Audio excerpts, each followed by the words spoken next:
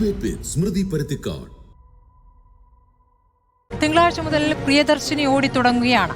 നാട്ടിലെ KSRTC ordinary ബസ്സുകളിൽ കുട്ടിയെന്നോ മുതിർന്നവരെന്നോ വ്യത്യാസമില്ലാതെ സ്ത്രീകൾക്കും ട്രാൻസ്ജെൻഡറുകൾക്കും സൗജന്യമായി യാത്ര തുടങ്ങാം. അങ്ങേയറ്റത്തെ ദരിദ്രമായ ചുറ്റുപാടിൽ പഠിക്കാൻ യാത്ര ചെയ്യുന്ന പെൺകുട്ടികൾക്കും മീൻ വിൽക്കാനോ പച്ചക്കറി വിൽക്കാനോ നഗരത്തിലെ എത്തേണ്ട സ്ത്രീകൾക്കും ഷോപ്പിംഗ് മാളിലെ സെയിൽസ് ഗേൾസിനുമൊക്കെ APL BPL വ്യത്യാസമില്ലാതെ സൗജന്യമായി യാത്രയാകാം. യാത്രാ ചെലവ് മിച്ചം വയ്ക്കാം.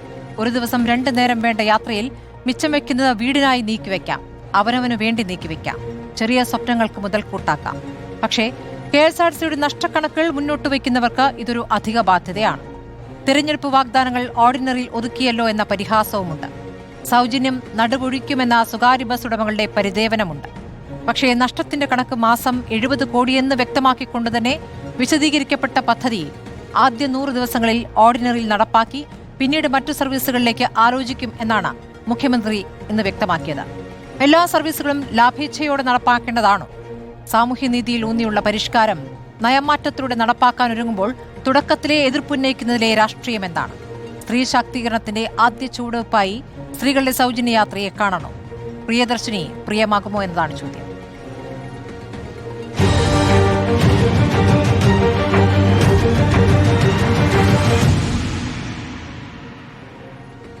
CPIM MLA VK Sanoj, Congress പ്രതിനിധി രാജു പി നായർ, AITUC സംസ്ഥാന ജനറൽ സെക്രട്ടറി MG രാഹുൽ, രാഷ്ട്രീയ നിരീക്ഷകൻ പ്രമോദ് പുഴങ്കര എന്നിവരാണ് ചർച്ചയിലുള്ളത്. ആദ്യം ഞാൻ രാജു പി നായരിലേക്കാണ് പോകുന്നത്. രാജു പി നായർ, ഇപ്പോൾ തിങ്കളാഴ്ച മുതൽ പ്രിയദർശിനി എന്ന പേരിൽ സ്ത്രീകൾക്ക് സൗജന്യ ബസ് യാത്ര, പക്ഷെ അത് ഓർഡിനറിയിൽ ഒതുക്കിയിരിക്കുന്നു എന്നൊരു പ്രതിപക്ഷത്തിന്റെ ഭാഗത്തുനിന്നുണ്ട്. തെരഞ്ഞെടുപ്പ് വാഗ്ദാനമായി നിങ്ങൾ പറഞ്ഞിരുന്നത് KSRTC സൗജന്യ യാത്ര എന്നുള്ളതാണ്. അത് ഫാസ്റ്റ് പാസഞ്ചറിലും പ്രതീക്ഷിച്ചിരുന്നു സ്ത്രീകൾ എന്നുള്ളതാണ്. വാഗ്ദാനങ്ങളിൽ അതായിരുന്നല്ലോ. അപ്പോൾ ഓർഡിനറിയിലേക്ക് ഒതുക്കേണ്ടി വന്നു. ഇനി ഓർഡിനറിയിൽ തന്നെ 100 ദിവസം അത് നടപ്പാക്കാനൊരുങ്ങുന്നു. അതിനപ്പുറം കടക്കാൻ പറ്റാത്ത വിധത്തിൽ ബുദ്ധിമുട്ടുകൾ ഉണ്ടാകുമോ എന്നുള്ള ആശങ്കയുമുണ്ട്. എന്താണ് ആദ്യഘട്ടത്തിൽ പറയാനാവുക? ആദ്യഘട്ടത്തിൽ കേരളത്തെ സംബന്ധിച്ചോളം നമ്മൾ ആദ്യമായിട്ട് നടത്തുന്ന ഒരു ഇതാണ്, ഒരു പദ്ധതിയാണ്. തീർച്ചയായിട്ടും മറ്റ് സാമൂഹ്യ സുരക്ഷാ പദ്ധതികളെ പോലെ ഡയറക്റ്റ് അവർക്ക് പണം കൊല്ലിക്കൊണ്ടുള്ള ഒന്നാണെങ്കിൽ ഇതങ്ങനെയല്ല. ഇത് ഒരു വ്യവസായം നേരത്തെ സൂചിപ്പിച്ച പോലെ കേരളത്തിലുള്ള ഗതാഗത സൗകര്യങ്ങളിലെല്ലാം ഇതിനകത്ത് പ്രശ്നങ്ങളുണ്ട്. അപ്പോൾ സ്വാഭാവികമായിട്ടും ഒരു ചുവട് വെക്കുമ്പോൾ നമുക്കതിന് കുറേയധികം ഡീറ്റെയിൽസിലേക്ക് പോകേണ്ടതായിട്ട് വരും. അപ്പോൾ ഒരു പരീക്ഷണഘട്ടം എന്ന നിലയ്ക്ക് ആദ്യഘട്ടം എന്ന നിലയ്ക്ക് നമ്മൾ ആദ്യം ഈ ഓർഡിനറി വാഹനങ്ങളിലേക്ക് ഈ സൗജന്യ യാത്ര സ്ത്രീകൾക്ക് നമ്മൾ ഇപ്പോൾ നൽകും. തീർച്ചയായിട്ടും മുഖ്യമന്ത്രി തന്നെ പറഞ്ഞ പോലെ 6 മാസത്തിനുള്ളിൽ അതെങ്ങനെയാണ് മുന്നോട്ട് പോകുന്നത്, അതുപോലെ തന്നെ KSRTC അധിക വരുമാനം ഉണ്ടാക്കാൻ വേണ്ടിയിട്ടുള്ള കാര്യങ്ങളെ സംബന്ധിച്ച് പറഞ്ഞിട്ടുണ്ട്. അപ്പോൾ അതെല്ലാം ഒരു സമഗ്രമായിട്ടുള്ള ഒരു പരിഷ്കരണത്തിന് ശേഷം ഇത് മറ്റ് ഇതിലേക്ക് കൂടി വ്യാപിപ്പിക്കണമെന്നുള്ളതുകൊണ്ട് പ്രശ്നങ്ങൾ ഒട്ടേറെ ഉണ്ടാവും, ആർഗ്യുമെൻറ്റ്സ് കുറേ ഉണ്ടാവും. തീർച്ചയായിട്ടും ഇപ്പോൾ പ്രൈവറ്റ് ബസ് ഇതെങ്ങനെ എഫക്റ്റ് ചെയ്യുന്നു എന്നുള്ളൊരു പ്രശ്നം ചർച്ച ചെയ്യപ്പെടും. അതുകൂടാതെ KSRTCയുടെ റൂട്ടുകളുള്ളത് പല സ്ഥലങ്ങളിലേക്കും KSRTC റൂട്ടുകൾ പരിമിതപ്പെട്ടുമാണ് എന്ന് നമുക്ക് ഏകദേശം 28% KSRTC ഉള്ളൂ. അപ്പോൾ പ്രത്യേകിച്ച് നമ്മുടെ വടക്കൻ കേരളത്തിലേക്ക് പോകുമ്പോൾ പല സ്ഥലങ്ങളിലേക്കും റൂട്ടുകളിലും KSRTC ഇല്ല എന്നുള്ള പ്രശ്നമുണ്ട്. അപ്പോൾ ഇതെല്ലാം പരിഹരിക്കപ്പെടണം. അപ്പോൾ തീർച്ചയായിട്ടും നമ്മൾ ആദ്യത്തെ ചുവട് എന്നുള്ളത് കൊണ്ട് തന്നെ ഇത് ഓർഡിനറി ബസ്സിലേക്കായിട്ട് പരിമിതപ്പെടുത്തി നമ്മൾ മുന്നോട്ട് വെക്കുകയാണ്. അത് നമ്മൾ പോകെ അതിൽ പരിഷ്കരണം നടത്തിക്കൊണ്ട്, അല്ലെങ്കിൽ അധിക റൂട്ടുകൾ വേണ്ടെടുത്ത് അത്തരത്തിൽ അത് കൺസിഡർ ചെയ്തുകൊണ്ടുള്ളതെല്ലാം ഇത് കുറേ കൂടി ബെറ്റർ ആക്കി കൊണ്ടുപോകും എന്നുള്ളതായിട്ട് സംശയമൊന്നുമില്ല. പക്ഷേ ശ്രീ രാജു പി നായർ, നിങ്ങൾ ഇറക്കിയ ധവള പത്രത്തിൽ തന്നെ ഈ നഷ്ടത്തിലോടുന്ന പൊതുമേഖലാ സ്ഥാപനങ്ങൾ, അതിൽ ആദ്യഘട്ടത്തിൽ പറയുന്നത് KSRTC ആണ്. എല്ലാ വർഷങ്ങളിലും അവലോകനം ചെയ്യുന്ന എല്ലാ വർഷങ്ങളിലും KSRTC നഷ്ടം നേരിട്ടു എന്നാണ് കണക്കുകൾ വെളിപ്പെടുത്തുന്നത്. ഇത് കാലക്രമേണ നഷ്ടങ്ങൾ സ്ഥിരമായി കുന്നുകൂടുന്നതിലേക്ക് നയിച്ചു എന്ന പട്ടികയുടെ അവസാന വരിയിൽ പ്രതിഫലിക്കുന്നു. അതായത് പട്ടിക കാണിക്കുന്നുണ്ട്. ഈ സഞ്ചിത നഷ്ടങ്ങൾ കോർപ്പറേഷന്റെ അറ്റ മൂല്യത്തെ പൂർണ്ണമായും ഇല്ലാതാക്കുന്ന തരത്തിലേക്ക് വർദ്ധിക്കുകയും ഈ കാലയളവിൽ ഉടനീളം അത് നെഗറ്റീവായി തുടരുകയും ചെയ്യുന്നു എന്ന് പറയുന്നു. KSRTCയുടെ തുടർച്ചയായ ദുർബലമായ സാമ്പത്തിക സ്ഥിതി ഗുരുതരമായ ധനകാര്യ പ്രത്യാഘാതങ്ങൾ ഉണ്ടാക്കുന്നുണ്ട്. തുടർച്ചയായ ബജറ്റ് പിന്തുണയിലൂടെ നിലവിൽ തന്നെ പരിമിതമായ സംസ്ഥാനത്തിന്റെ ധനകാര്യ വിഭവങ്ങളുടെ മേൽ ഇത് വലിയൊരു ഭാരം അടിച്ചേൽപ്പിക്കുന്നുവെന്ന് മാത്രമല്ല പൊതുഗതാഗത സേവനങ്ങൾ വിപുലീകരിക്കാനും നവീകരിക്കാനും ആവശ്യമായ നിക്ഷേപങ്ങൾ നടത്തുന്നതിനുള്ള കോർപ്പറേഷന്റെ ശേഷിയെ ഇത് പരിമിതപ്പെടുത്തുകയും ചെയ്യുന്നു. സുസ്ഥിരമായ ഗതാഗത സംവിധാനങ്ങൾ പ്രോത്സാഹിപ്പിക്കാനും കാലാവസ്ഥാ അതിജീവന ശേഷിയും പരിസ്ഥിതി സൗഹൃദമായ സമൂഹത്തിലേക്കുള്ള സംസ്ഥാനത്തിന്റെ മാറ്റം ത്വരിതപ്പെടുത്താനും വിശ്വസനീയവും കാര്യക്ഷമമായ ഒരു പൊതുഗതാഗത സംവിധാനത്തിന്റെ വികസനം അത്യന്താപേക്ഷിതമായ കാലഘട്ടത്തിൽ ഇത് ആശങ്കാജനകമാണ് എന്നാണ് ഇത് പറഞ്ഞ് അവസാനിപ്പിക്കുന്നത്. അപ്പോൾ നിലവിൽ തന്നെ നടുവൊടിഞ്ഞിരിക്കുന്ന KSRTC, ശമ്പളത്തിനും പെൻഷനുമായി സർക്കാർ തന്നെ പണം നൽകേണ്ടി വരുന്ന KSRTC, ഇപ്പോൾ ഇതിനകം തന്നെ മാസം 70 കോടി, അത് വർഷമെടുക്കുമ്പോൾ 800 കോടി നഷ്ടമെന്ന മുഖ്യമന്ത്രി തന്നെ പ്രഖ്യാപിച്ചിരിക്കുന്ന ഈ പദ്ധതി കൂടി വരുമ്പോൾ എങ്ങനെ അതിനൊരു ഒരു ഒരു മാനേജ്മെന്റ് മാത്രമല്ല, അതിനൊരു മനസ്സിലൊരു കണക്കുണ്ടാകണമല്ലോ. മുഴുവൻ സർക്കാരിൽ നിന്ന് എടുത്തു കൊടുക്കാൻ പറ്റാത്ത നിലവിൽ തന്നെ എടുത്തു കൊടുത്തുകൊണ്ടിരിക്കുകയാണ്. അപ്പോൾ ഈ സൗജന്യം വരുമ്പോൾ അതിലപ്പുറം കണക്കുകൾ വരുന്നു. എങ്ങനെയാണ് അതുകൂടി ഒന്ന് വിശദീകരിക്കപ്പെടേണ്ടതല്ലേ? അല്ല, അധികം വിശദീകരിക്കേണ്ട കാര്യമില്ല. KSRTCക്ക് അല്ലല്ലോ ഇതിൻ്റെ ബാധ്യത. അതുകൊണ്ടാണ് KSRTC ആ ടിക്കറ്റിംഗ് നടത്തുമ്പോൾ ടിക്കറ്റിങ്ങിലൂടെ സ്ത്രീ യാത്രക്കാർ എത്ര പേരുണ്ടെന്നതും അവർക്ക് വരുന്ന അതിൻ്റെ ടോട്ടൽ സ്വാഭാവികമായിട്ടുണ്ടാകുന്ന കോസ്റ്റ്, ആ കോസ്റ്റ് സർക്കാർ കൊടുക്കല്ലേ. സർക്കാർ ഒരു സാമൂഹ്യ സുരക്ഷാ പദ്ധതിയായിട്ടല്ലേ നടപ്പാക്കുന്നത്. അപ്പോൾ KSRTC സംബന്ധിച്ചോളം KSRTCക്ക് നഷ്ടമില്ല, ഇതുകൊണ്ട് നഷ്ടം ഉണ്ടാകുന്നില്ല. ആ പണം സർക്കാർ കൊടുക്കുകയാണ്. അപ്പോൾ അതെങ്ങനെയാണ് KSRTCയുടെ നഷ്ടവുമായിട്ട് ബന്ധപ്പെടുത്തേണ്ടതെന്ന് എനിക്ക് മനസ്സിലാവുന്നില്ല. KSRTCയെ സംബന്ധിച്ചോളം അത്രയും സ്ത്രീ യാത്രക്കാരുടെ ലഭിക്കേണ്ട പണം, ആ പണം സർക്കാർ അവർക്ക് KSRTCക്ക് കൊടുക്കും. അങ്ങനെയാണല്ലോ ചെയ്യുക. ശരി, ശ്രീ VK സനോജ്, എങ്ങനെയാണ് പ്രതിപക്ഷം ഇതിനെ കാണുന്നത്?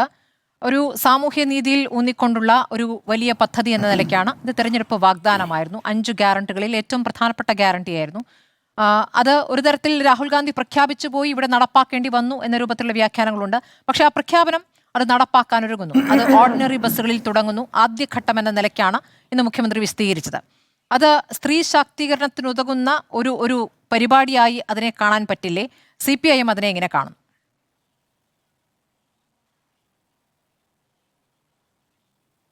അല്ല, ഈ പ്രഖ്യാപിച്ച പദ്ധതി അതേ അർത്ഥത്തിൽ നടപ്പാക്കുന്നുണ്ടോ എന്നത് വളരെ പ്രധാനപ്പെട്ട ഒരു പ്രശ്നമാണ്. അതായത് VD സതീശൻ തിരഞ്ഞെടുപ്പ് സമയത്ത് നടത്തിയിട്ടുള്ള പ്രഖ്യാപനം, അതിൻ്റെ ബൈറ്റ് നിങ്ങൾ പ്രദർശിപ്പിക്കണം. അപ്പം അതിനകത്ത് പറയുന്നത് തീർത്ഥാടനത്തിന് പോവാം, സ്ത്രീകൾക്ക് മറ്റ് വിവിധ സ്ഥലങ്ങളിൽ പോവാം, ക്ഷേത്രങ്ങളിൽ പോവാം. അപ്പോൾ അവിടെയെല്ലാം പോവാൻ സ്ത്രീകൾക്ക് എല്ലാ ബസ്സിലും യാത്ര എന്നാണ് അത് കേൾക്കുമ്പോൾ ആളുകൾക്ക് മനസ്സിലായത്. അല്ലെങ്കിൽ പിന്നെ അന്നേരം തന്നെ പറയണമായിരുന്നു ഇത് ഓർഡിനറി ബസ്സിൽ മാത്രമേ ഉള്ളൂ, ഇത് മറ്റ് ബസ്സിൽ ഉണ്ടാവില്ല എന്ന് പറയണമായിരുന്നു. ഇന്നിപ്പോൾ KSRTC സ്ഥിതി എന്താണ്?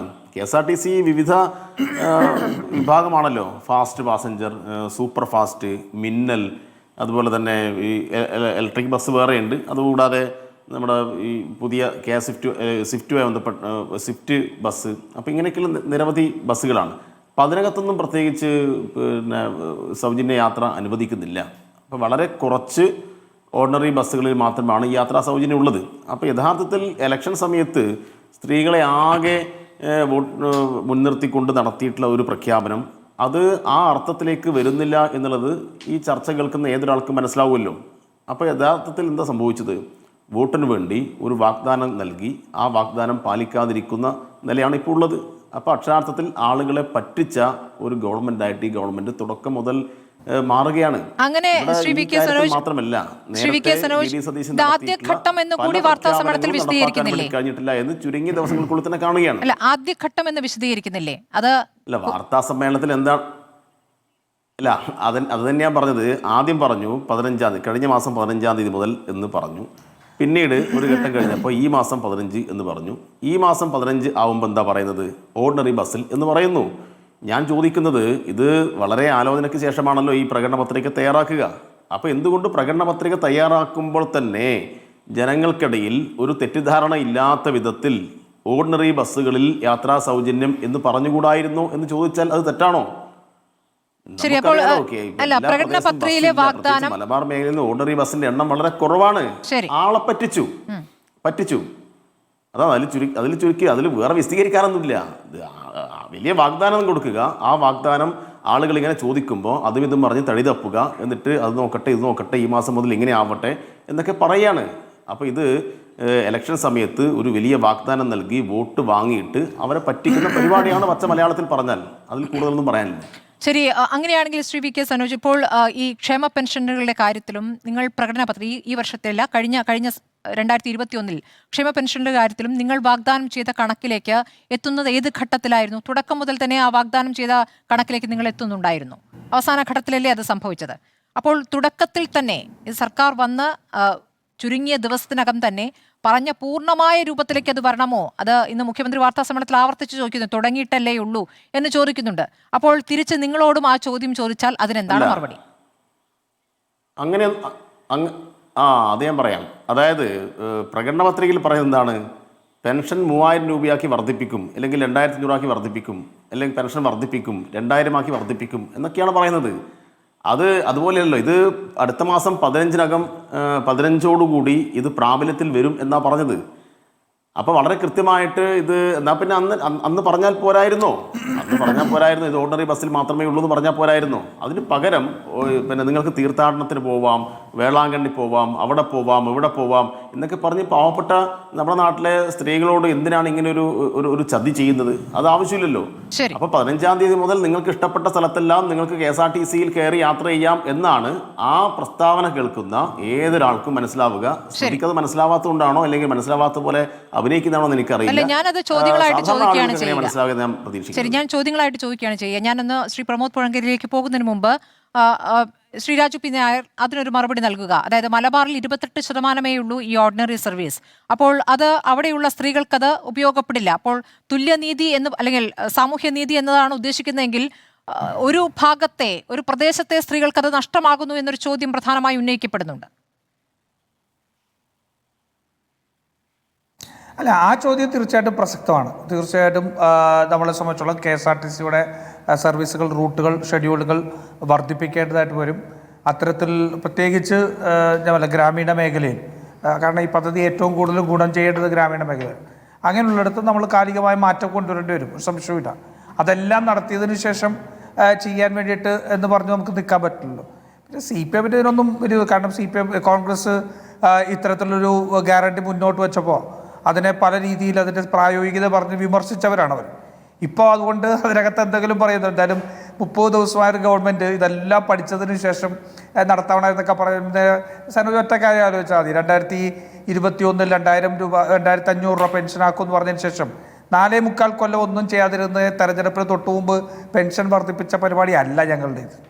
ഞങ്ങൾ വന്ന് ആദ്യത്തെ ക്യാബിനറ്റിൽ തന്നെ അതിനുള്ള തീരുമാനമെടുത്ത് അതിൻ്റെ ഡീറ്റെയിൽസ് വർക്കൗട്ട് ചെയ്ത് ഞങ്ങൾ ഈ 15-ാം തീയതി അന്ന് തന്നെ പറയാം, അടുത്ത ക്യാബിനറ്റ് മീറ്റിങ്ങിന് ശേഷം പറഞ്ഞതാണല്ലോ, ജൂൺ മാസം 15-ാം തീയതി നടപ്പാക്കും. ജൂൺ മാസം 15-ാം തീയതി നടപ്പാക്കാൻ തീർച്ചയായിട്ടും അതിനകത്ത് പല ഘടകങ്ങളുണ്ട്. ഞാൻ പറഞ്ഞില്ല, പെർഫെക്റ്റാണ്, പിക്ചർ പെർഫെക്റ്റ് ആയിട്ടാണ് എന്നൊന്നും ഞങ്ങൾ പറയുന്നില്ല. അതിനുണ്ടാകുന്ന ന്യൂനതകൾ എവിടെയാണോ ആ ന്യൂനതകൾ കണ്ടുപിടിച്ച് പരിഹരിക്കപ്പെടും. ഈ ഗവൺമെൻറ്റിൻ്റെ ആദ്യ വർഷത്തിൽ തന്നെ ഇത് പരമാവധി സ്ത്രീകളിലേക്ക് എത്തുന്ന രീതിയിൽ അത് തീർച്ചയായിട്ടും മാറ്റപ്പെടുകയും ചെയ്യുന്നുള്ള കാര്യത്തിൽ യാതൊരു തർക്കവും വേണ്ട. ശരി, ശ്രീ പ്രമോദ് പുഴങ്കര, താങ്കൾ എങ്ങനെയാണ് ഈ തെരഞ്ഞെടുപ്പ് വാഗ്ദാനം നടപ്പാക്കുന്നതിൽ പറഞ്ഞ രൂപത്തിലല്ല എന്നതിനെ അങ്ങ് എങ്ങനെയാണ് കാണുന്നത്? ഇപ്പോൾ സ്ത്രീകൾക്ക് സൗജന്യ യാത്ര എന്ന് പറയുമ്പോൾ ഈ KSRTC ബസ്സിൽ പൂർണ്ണമായും എല്ലാ സർവീസുകളിലും അത് പ്രതീക്ഷിച്ചു. അങ്ങനെയാണ് തെരഞ്ഞെടുപ്പ് പ്രചാരണങ്ങളിൽ നേതാക്കൾ വീടുകളിലെത്തി ആളുകൾക്ക് നൽകിയിരുന്ന ഉറപ്പ്. പക്ഷെ ഇപ്പോൾ അത് ഓർഡിനറി ബസ്സുകളിലേക്ക് ചുരുങ്ങുന്നു, ഓർഡിനറി ബസ്സുകൾ തുടങ്ങുന്നു എന്നാണ് മുഖ്യമന്ത്രി പറയുന്നത്. അങ്ങ് എങ്ങനെയാണ് ഇത് കാണുന്നത്? ഇതിൽ സാമൂഹ്യനീതി എന്ന് പറയുന്നത് എല്ലാ സ്ത്രീകൾക്കും കിട്ടാത്ത രീതിയിൽ അത് പ്രദേശങ്ങൾ വെച്ച് നോക്കുമ്പോൾ ചില ഭാഗങ്ങളിൽ കിട്ടാത്ത സാഹചര്യം വരികയല്ലേ? ഇതിനെ നമ്മൾ കേരളത്തിൻ്റെ പൊതുഗതാഗത സംവിധാനമായിട്ടും കേരളത്തിലെ സ്ത്രീകൾക്ക് വേണ്ട ഒരു യാത്രാ സൗജന്യത്തിൻ്റെയും ഒരു സോഷ്യൽ മൊബിലിറ്റിയുടെ നടപ്പാക്കുന്നതിൻ്റെയുമായിട്ട് രണ്ട് ഭാഗത്തായിട്ട് കാണണം. കേരളത്തിലെ പൊതുഗതാഗത സംവിധാനം, അതിൽ KSRTC അടക്കമുള്ള പൊതുമേഖലയുടെ പങ്ക്, സ്വകാര്യ ബസ്സുകളുടെ പങ്ക്, ഇതിൽ സ്ത്രീ യാത്രക്കാരുടെ പങ്കാളിത്തം, അവരെത്രത്തോളം ഇത് ഉപയോഗിക്കുന്നുണ്ട് എന്നുള്ളത്, ഇതിനെയൊക്കെ കണക്കാക്കി സമഗ്രമായൊരു രീതിയിൽ വേണം ഇതിനെ സമീപിക്കുന്നതിന്. ഞാൻ എൻ്റെ തെരഞ്ഞെടുപ്പ് കാലത്ത് പറഞ്ഞ ഏതെങ്കിലും ഏതെങ്കിലും ഒരു വാചകത്തിൻ്റെ മുകളിൽ തൂങ്ങിയിട്ടല്ല ഇപ്പോൾ പ്രതിപക്ഷം ഇവർ ഒക്കെ പറയുന്ന പോലെ ഇപ്പോൾ എത്ര ബാലിശമായ വർത്തമാനങ്ങളാണ് കേരളത്തിൻ്റെ പൊതുഗതാഗത സംവിധാനത്തെക്കുറിച്ച് സംസാരിക്കുമ്പോൾ പറയുന്നത്. ഞാൻ അത്ഭുതപ്പെടുകയാണ്. കഴിഞ്ഞ 2 ദിവസങ്ങളിലായിട്ട് സ്ത്രീകൾക്ക് തീർത്ഥാടനത്തിന് പോകാൻ പറ്റുന്നില്ല എന്നുള്ളതാണ് ഇവിടുത്തെ ഇടതുപക്ഷ കക്ഷികളെന്ന് പറയുന്നവരുടെ വലിയൊരു വിമർശനം. ഒരു പൊതുഗതാഗത സംവിധാനത്തെക്കുറിച്ചും അതിലുള്ള സ്ത്രീകൾക്ക് കൊടുക്കുന്ന സൗജന്യത്തെക്കുറിച്ചുള്ള സംസാരം, ഒരു സംവാദം അതിലിതാണോ? കേരളത്തിൽ തിരുവനന്തപുരത്ത് നിന്ന് മൂകാംബികയ്ക്കും കണ്ണൂരിൽ നിന്ന് പത്മനാഭസ്വാമി ക്ഷേത്രത്തിലേക്കും സ്ത്രീകളെ സൗജന്യമായിട്ട് കൊണ്ടുപോകുന്നതിനാണോ? വീട്ടിൽ ചെന്ന് ആളുകളോട് പറഞ്ഞ വാചകമാണ്, അതാണ് എടുത്തു പറയുന്നത്. അത് അവരുടേതായിട്ട് പറഞ്ഞതല്ല. വി ഡി സതീശൻ അങ്ങനെ പറഞ്ഞിട്ടുണ്ടെങ്കിൽ വി ഡി സതീശനൊന്നും അല്ലല്ലോ കേരളത്തിന്റെ സ്മൃതി. അല്ല ഞാൻ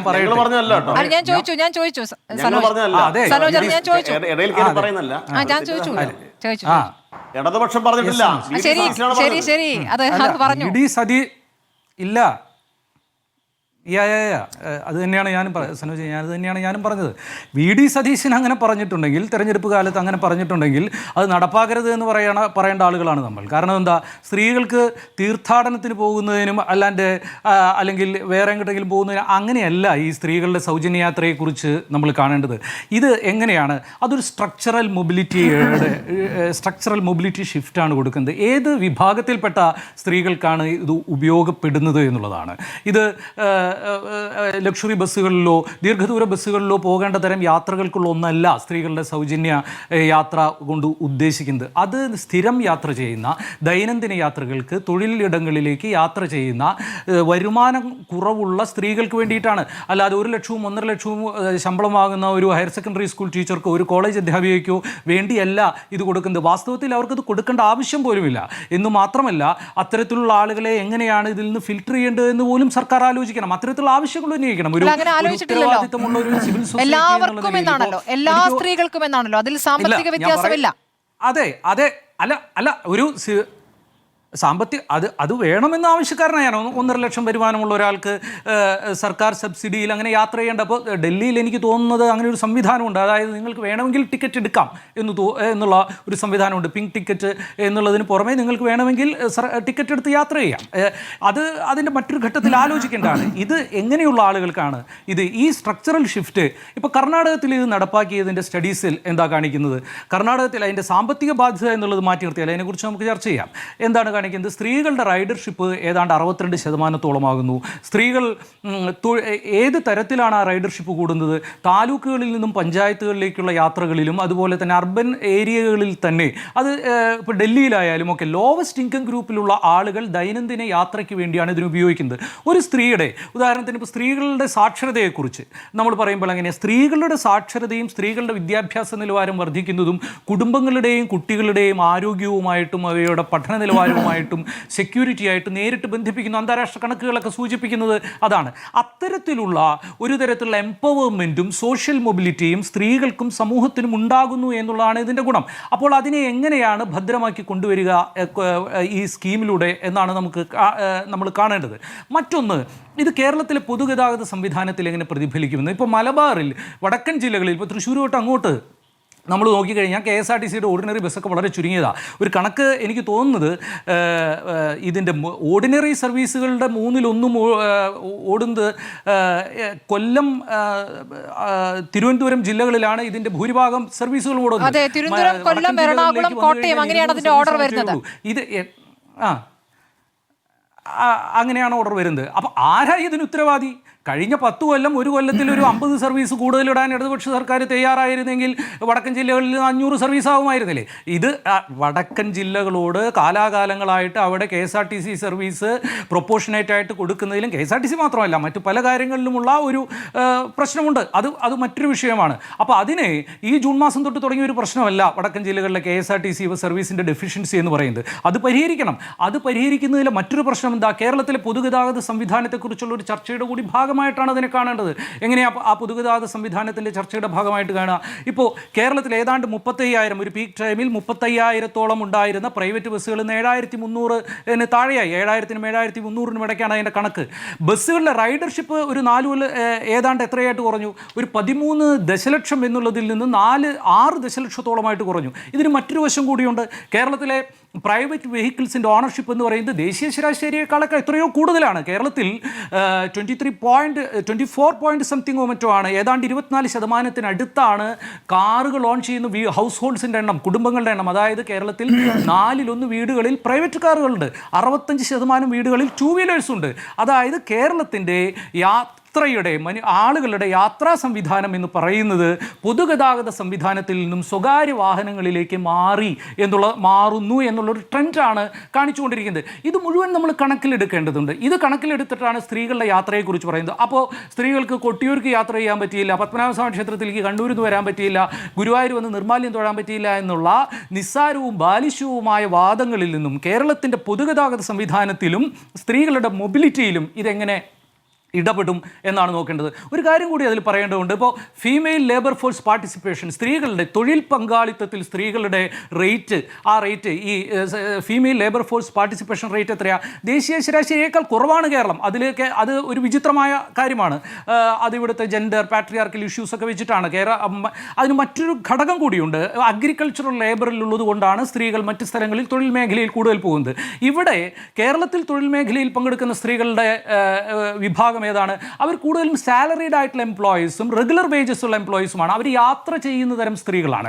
അങ്ങനെ യാത്ര ചെയ്യുന്ന തരം സ്ത്രീകൾക്ക് ഇതെങ്ങനെ ഗുണം ചെയ്യുമെന്നുള്ളതാണ്. ഒരു ദിവസം അങ്ങോട്ടും ഇങ്ങോട്ടും യാത്ര ചെയ്യുന്നതിന് ഒരു ട്രിപ്പ് എന്ന് കണക്കാക്കി കഴിഞ്ഞാൽ ഒരു ദിവസം ഇപ്പോൾ നമ്മൾ എടുക്കുക 60 രൂപ ഒരു സ്ത്രീക്ക് ചിലവാക്കേണ്ടി വരുന്നുണ്ട് എന്നുണ്ടെങ്കിൽ ഇപ്പോൾ തിരുവനന്തപുരം ജില്ലയ്ക്കുള്ളിൽ അല്ലെങ്കിൽ കൊല്ലം ജില്ലയ്ക്കുള്ളിൽ 60 രൂപയുടെ യാത്ര ചെയ്യുന്ന ഒരു സ്ത്രീക്ക് ഇത് ഒരു വർഷം 25 ദിവസം ഒരു മാസം യാത്ര ചെയ്താൽ ഒരു വർഷം ഏതാണ്ട് 18,000 രൂപയാണ് ആ സ്ത്രീയുടെ കയ്യിലിരിക്കുന്നത്.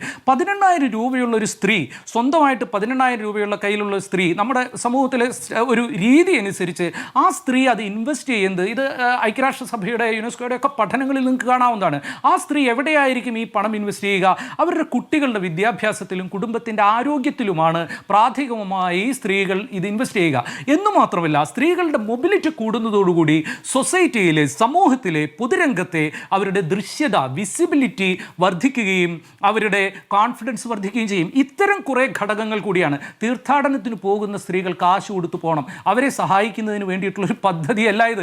അങ്ങനെ വി.ഡി. സതീശൻ പറഞ്ഞിട്ടുണ്ടെങ്കിൽ നമ്മൾ വി.ഡി. സതീശനെ തിരുത്തണം. സർക്കാരിൻ്റെ കാശ് കൊടുത്ത് സ്ത്രീകളെ ഗുരുവായൂർക്ക് വിടാനുള്ള പരിപാടിയല്ല ഇത്.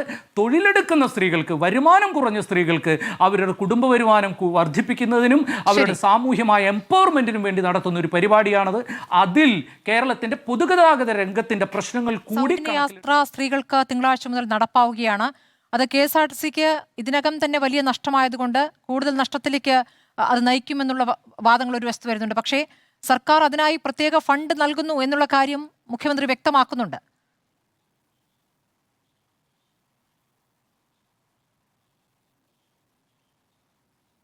അതെ, ഇത്തരമൊരു ബൃഹത്തായ പദ്ധതി ഏറ്റെടുക്കാനുള്ള സാമ്പത്തികാരോഗ്യം KSRTCയെ സംബന്ധിച്ചിടത്തോളം ഇല്ല. നിങ്ങൾക്ക് എല്ലാവർക്കും അറിയാവുന്നതുപോലെ ദീർഘകാലത്തെ പ്രവർത്തനത്തിൻ്റെ ഭാഗമായിട്ടുണ്ടായ ഒരു വലിയ സാമ്പത്തിക ബാധ്യത KSRTCയെ പിന്തുടരുന്നുണ്ട്. അപ്പോൾ അതിനെ മറികടന്ന് മുന്നോട്ട് പോകാനും സ്ഥാപനത്തെ നിലനിർത്താനും കഴിഞ്ഞ ഗവൺമെൻറ് പല ഘട്ടങ്ങളിലായി എടുത്ത തീരുമാനത്തിൻ്റെ ഭാഗമെന്നോണം 50 കോടി രൂപ ശമ്പളത്തിനും 174 കോടി രൂപ പെൻഷനും വേണ്ടി ആകെ 124 കോടി രൂപ അനുവദിക്കുന്നുണ്ട്. അപ്പോൾ ആ സർക്കാരിൻ്റെ കൂടി പരിപൂർണമായൊരു സഹായത്തോടെ KSRTC അതിൻ്റെ ചരിത്രത്തിലെ ഏറ്റവും മികച്ച പെർഫോമൻസ് 14 കോടി രൂപ ഉൾപ്പെടെ നിങ്ങളൊക്കെ വാർത്ത റിപ്പോർട്ട് ചെയ്തതാണ്. വരുമാനം ഉണ്ടാക്കുന്നൊരു സാഹചര്യം വരുമ്പോഴും ഒരുപക്ഷെ ഇന്ത്യയിലെ ഇതര സംസ്ഥാന RTCകളെ അപേക്ഷിച്ച് ഏറ്റവും മെച്ചപ്പെട്ട നിലയിൽ വരുമാനം ഉറപ്പാക്കാൻ, ഏറ്റവും കുറഞ്ഞ ഷെഡ്യൂളിൽ ഏറ്റവും ഉയർന്ന വരുമാനം ഉറപ്പാക്കാൻ കഴിയുന്നൊരു സ്ഥാപനമായി KSRTC മാറുമ്പോഴും അതിൻ്റെ മുൻകാല ബാധ്യതകൾ നമ്മളെ വല്ലാതെ പിന്തുടരുന്നു എന്നുള്ളത് കൊണ്ട് തന്നെ സർക്കാർ സഹായത്തോടു കൂടിയാണ് വളരെ പ്രയാസപ്പെട്ടും ബുദ്ധിമുട്ടിയും ഒക്കെ മുന്നോട്ട് പോകുന്നത്. ഞങ്ങളെ പ്രതിനിധാനം ചെയ്യുന്ന ജീവനക്കാരെ സംബന്ധിച്ചിടത്തോളം അവർ മറ്റ് ഒരു മേഖലയിലും കാണാത്ത നിലയിലുള്ള ധാരാളം പ്രാരാബ്ദങ്ങളും പ്രതിസന്ധികളും ഒക്കെ നേരിടുന്നുണ്ട്. അപ്പോൾ അങ്ങനെ നേരിട്ട് പോകുന്ന ഒരു സ്ഥാപനത്തിന് അതിൻ്റെ ഏറ്റവും നട്ടെല്ലായി നിൽക്കുന്ന ഒരു സംവിധാനം എന്ന് പറയുന്നത് പൊതുയാത്രാ സംവിധാനത്തിൽ യാത്രക്കാരാണ്. ആ യാത്രക്കാരിൽ ആകെ ഓടുന്ന 4300 ഷെഡ്യൂളുകളിൽ 3120 ഷെഡ്യൂളുകളും ഓർഡിനറി സർവീസുകളാണ്. ഓർഡിനറി അല്ലെങ്കിൽ ലിമിറ്റഡ് സ്റ്റോപ്പ് ഓർഡിനറി, അതല്ലെങ്കിൽ ടൗൺ ടു ടൗൺ TT ആയി ഓടുന്ന ബസ്സുകൾ അങ്ങനെയാണ്. അപ്പോൾ മഹാഭൂരിപക്ഷവും അതാണ്. 1100 ശിഷ്ടം 1180 ബസ്സുകളെ മറ്റ് സൂപ്പർ ക്ലാസ് സർവീസുകളും ഫാസ്റ്റ് എല്ലാ ഗണത്തിലും കൂടെ ചേർത്ത് നമുക്ക് മാറ്റിവെക്കാനുള്ളൂ. അപ്പോൾ ആ യാത്രാ ബസ്സുകളിൽ ഓർഡിനറികളിൽ കയറുന്ന യാത്രക്കാരിൽ 55 അല്ല അതിലധികം ശതമാനം സ്ത്രീകളാണ് സാധാരണഗതിയിൽ.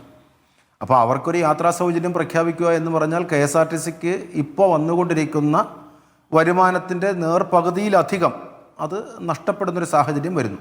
ശ്രീ എം ജി രാഹുൽ, ഈ കഴിഞ്ഞ കാലയളവുകളിൽ എന്താണ് KSRTC ലാഭത്തിലാക്കാൻ ഉണ്ടായിട്ടുള്ള നടപടികൾ എന്ന ചോദ്യമുണ്ടല്ലോ. ഇപ്പോൾ ശമ്പളമായാലും പെൻഷനായാലും സർക്കാർ തന്നെ നൽകുന്ന സാഹചര്യമാണ് ഈ കഴിഞ്ഞ വർഷങ്ങളിലൊക്കെ ഉണ്ടായിട്ടുള്ളത്. ഇപ്പോൾ നഷ്ടത്തിന്റെ കണക്ക് വരികയാണെങ്കിൽ ശമ്പള ഇനത്തിലും പെൻഷനുമായി 2025-26 വർഷത്തിൽ 735 കോടി രൂപയാണ് നഷ്ടമായി വന്നിരിക്കുന്നത്. അപ്പോൾ ഈ നഷ്ടക്കണക്കുകൾ ഓരോ വർഷത്തെ എടുത്തു നോക്കുമ്പോൾ അത് കോടികളുടെ നഷ്ടം തന്നെയാണ് അവിടെ ഉള്ളത്. അതിന് മുന്നത്തെ വർഷങ്ങളിലേക്ക് പോകുമ്പോൾ അതിലും കൂടുതലാണ്. 2024-25 അത് 1602 കോടിയാണ്. അപ്പോൾ ഈ കോടികളുടെ നഷ്ടക്കണക്കുകൾ വരുമ്പോൾ നിങ്ങൾ ഇതുവരെ എന്താണ് ലാഭത്തിലാക്കാൻ ചെയ്തെന്നൊരു വിഷയം വരുന്നുണ്ടല്ലോ. ഇത് സർക്കാർ തന്നെ വേറെ നൽകിക്കോളും എന്ന് പറയുമ്പോൾ സ്ത്രീ ശാക്തീകരണത്തിന്റെ ഒരു നടപടിയായി അതിനെ കാണാൻ എന്തുകൊണ്ടാണ് നിങ്ങൾക്ക് സാധിക്കാത്തത്?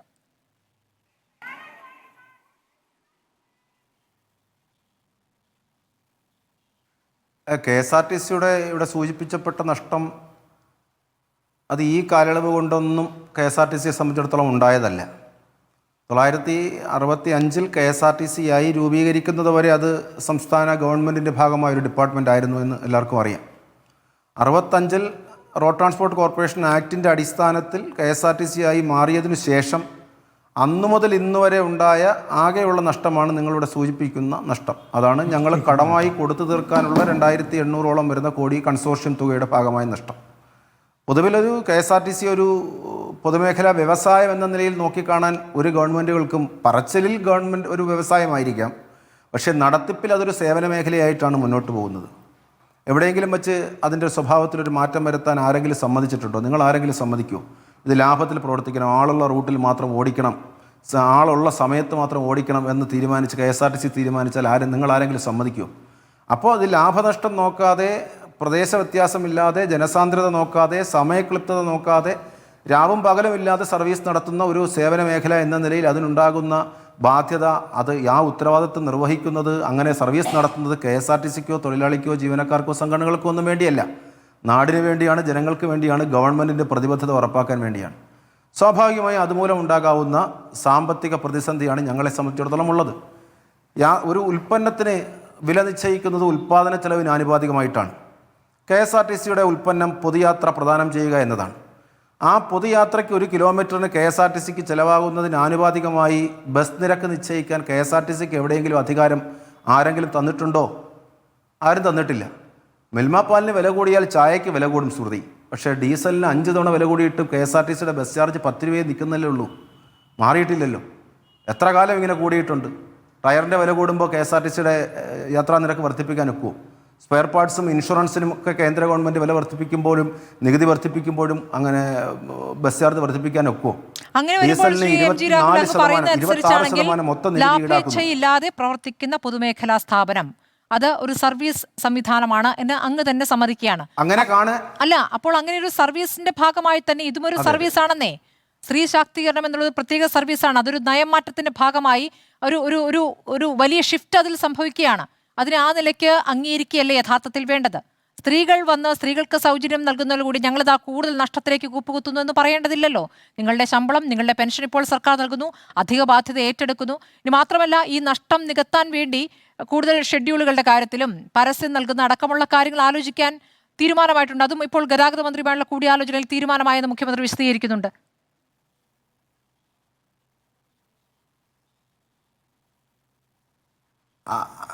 അല്ല സ്മൃതി, ഇത് ഉദ്ദേശിക്കുന്നത് KSRTC ഈ സ്ത്രീ യാത്ര സൗജന്യം പ്രഖ്യാപിക്കുന്നതിലൂടെ ഉണ്ടാകുന്ന പ്രതിമാസം വരുന്ന തുക KSRTC സഫർ ചെയ്യണം, അത് സഹിച്ചുകൊള്ളണം എന്നൊരു ചിന്തയാണോ ഇങ്ങനൊരു ചോദ്യത്തിലേക്ക് നയിച്ചതെന്ന് എനിക്കറിയില്ല. മാസം നൽകുന്ന നിശ്ചിത തുകയേക്കാൾ കൂടുതൽ തുക ഇതിനു വേണ്ടി 70 കോടി എക്സ്ട്രാ നൽകുന്നു എന്നാണ് സർക്കാർ പറഞ്ഞത്.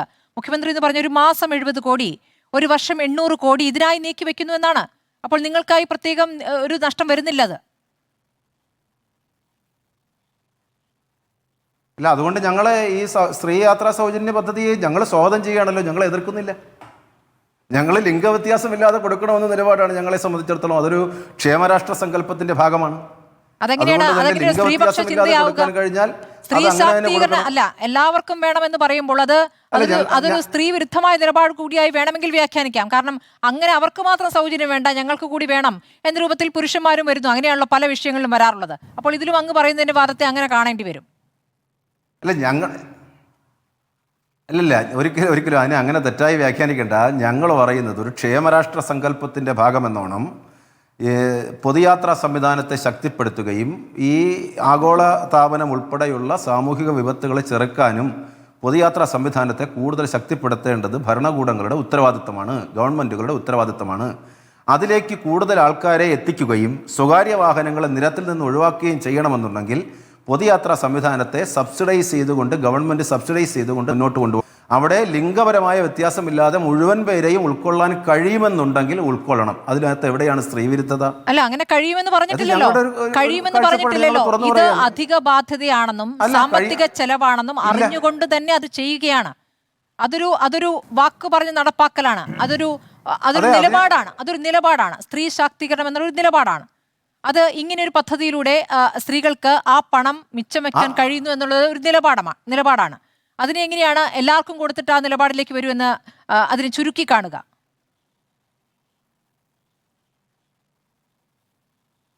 അങ്ങനെയല്ലല്ലോ പറഞ്ഞത്. ഞങ്ങളെ സംബന്ധിച്ചിടത്തോളം സ്ത്രീകൾക്ക് ഇപ്പോൾ കൊടുക്കാൻ തീരുമാനിച്ചത്, ആദ്യഘട്ടം എന്ന നിലയിൽ ഓർഡിനറിയിൽ കൊടുക്കാൻ തീരുമാനിച്ചത് സ്വാഗതാർഹം. എന്നാൽ എല്ലാവർക്കും കൊടുക്കാൻ കഴിയുമെങ്കിൽ കഴിയുന്നതാണല്ലോ ഒരു ക്ഷേമരാഷ്ട്ര സങ്കല്പം. അങ്ങനെയല്ലേ ഉദ്ദേശിച്ചുള്ളൂ.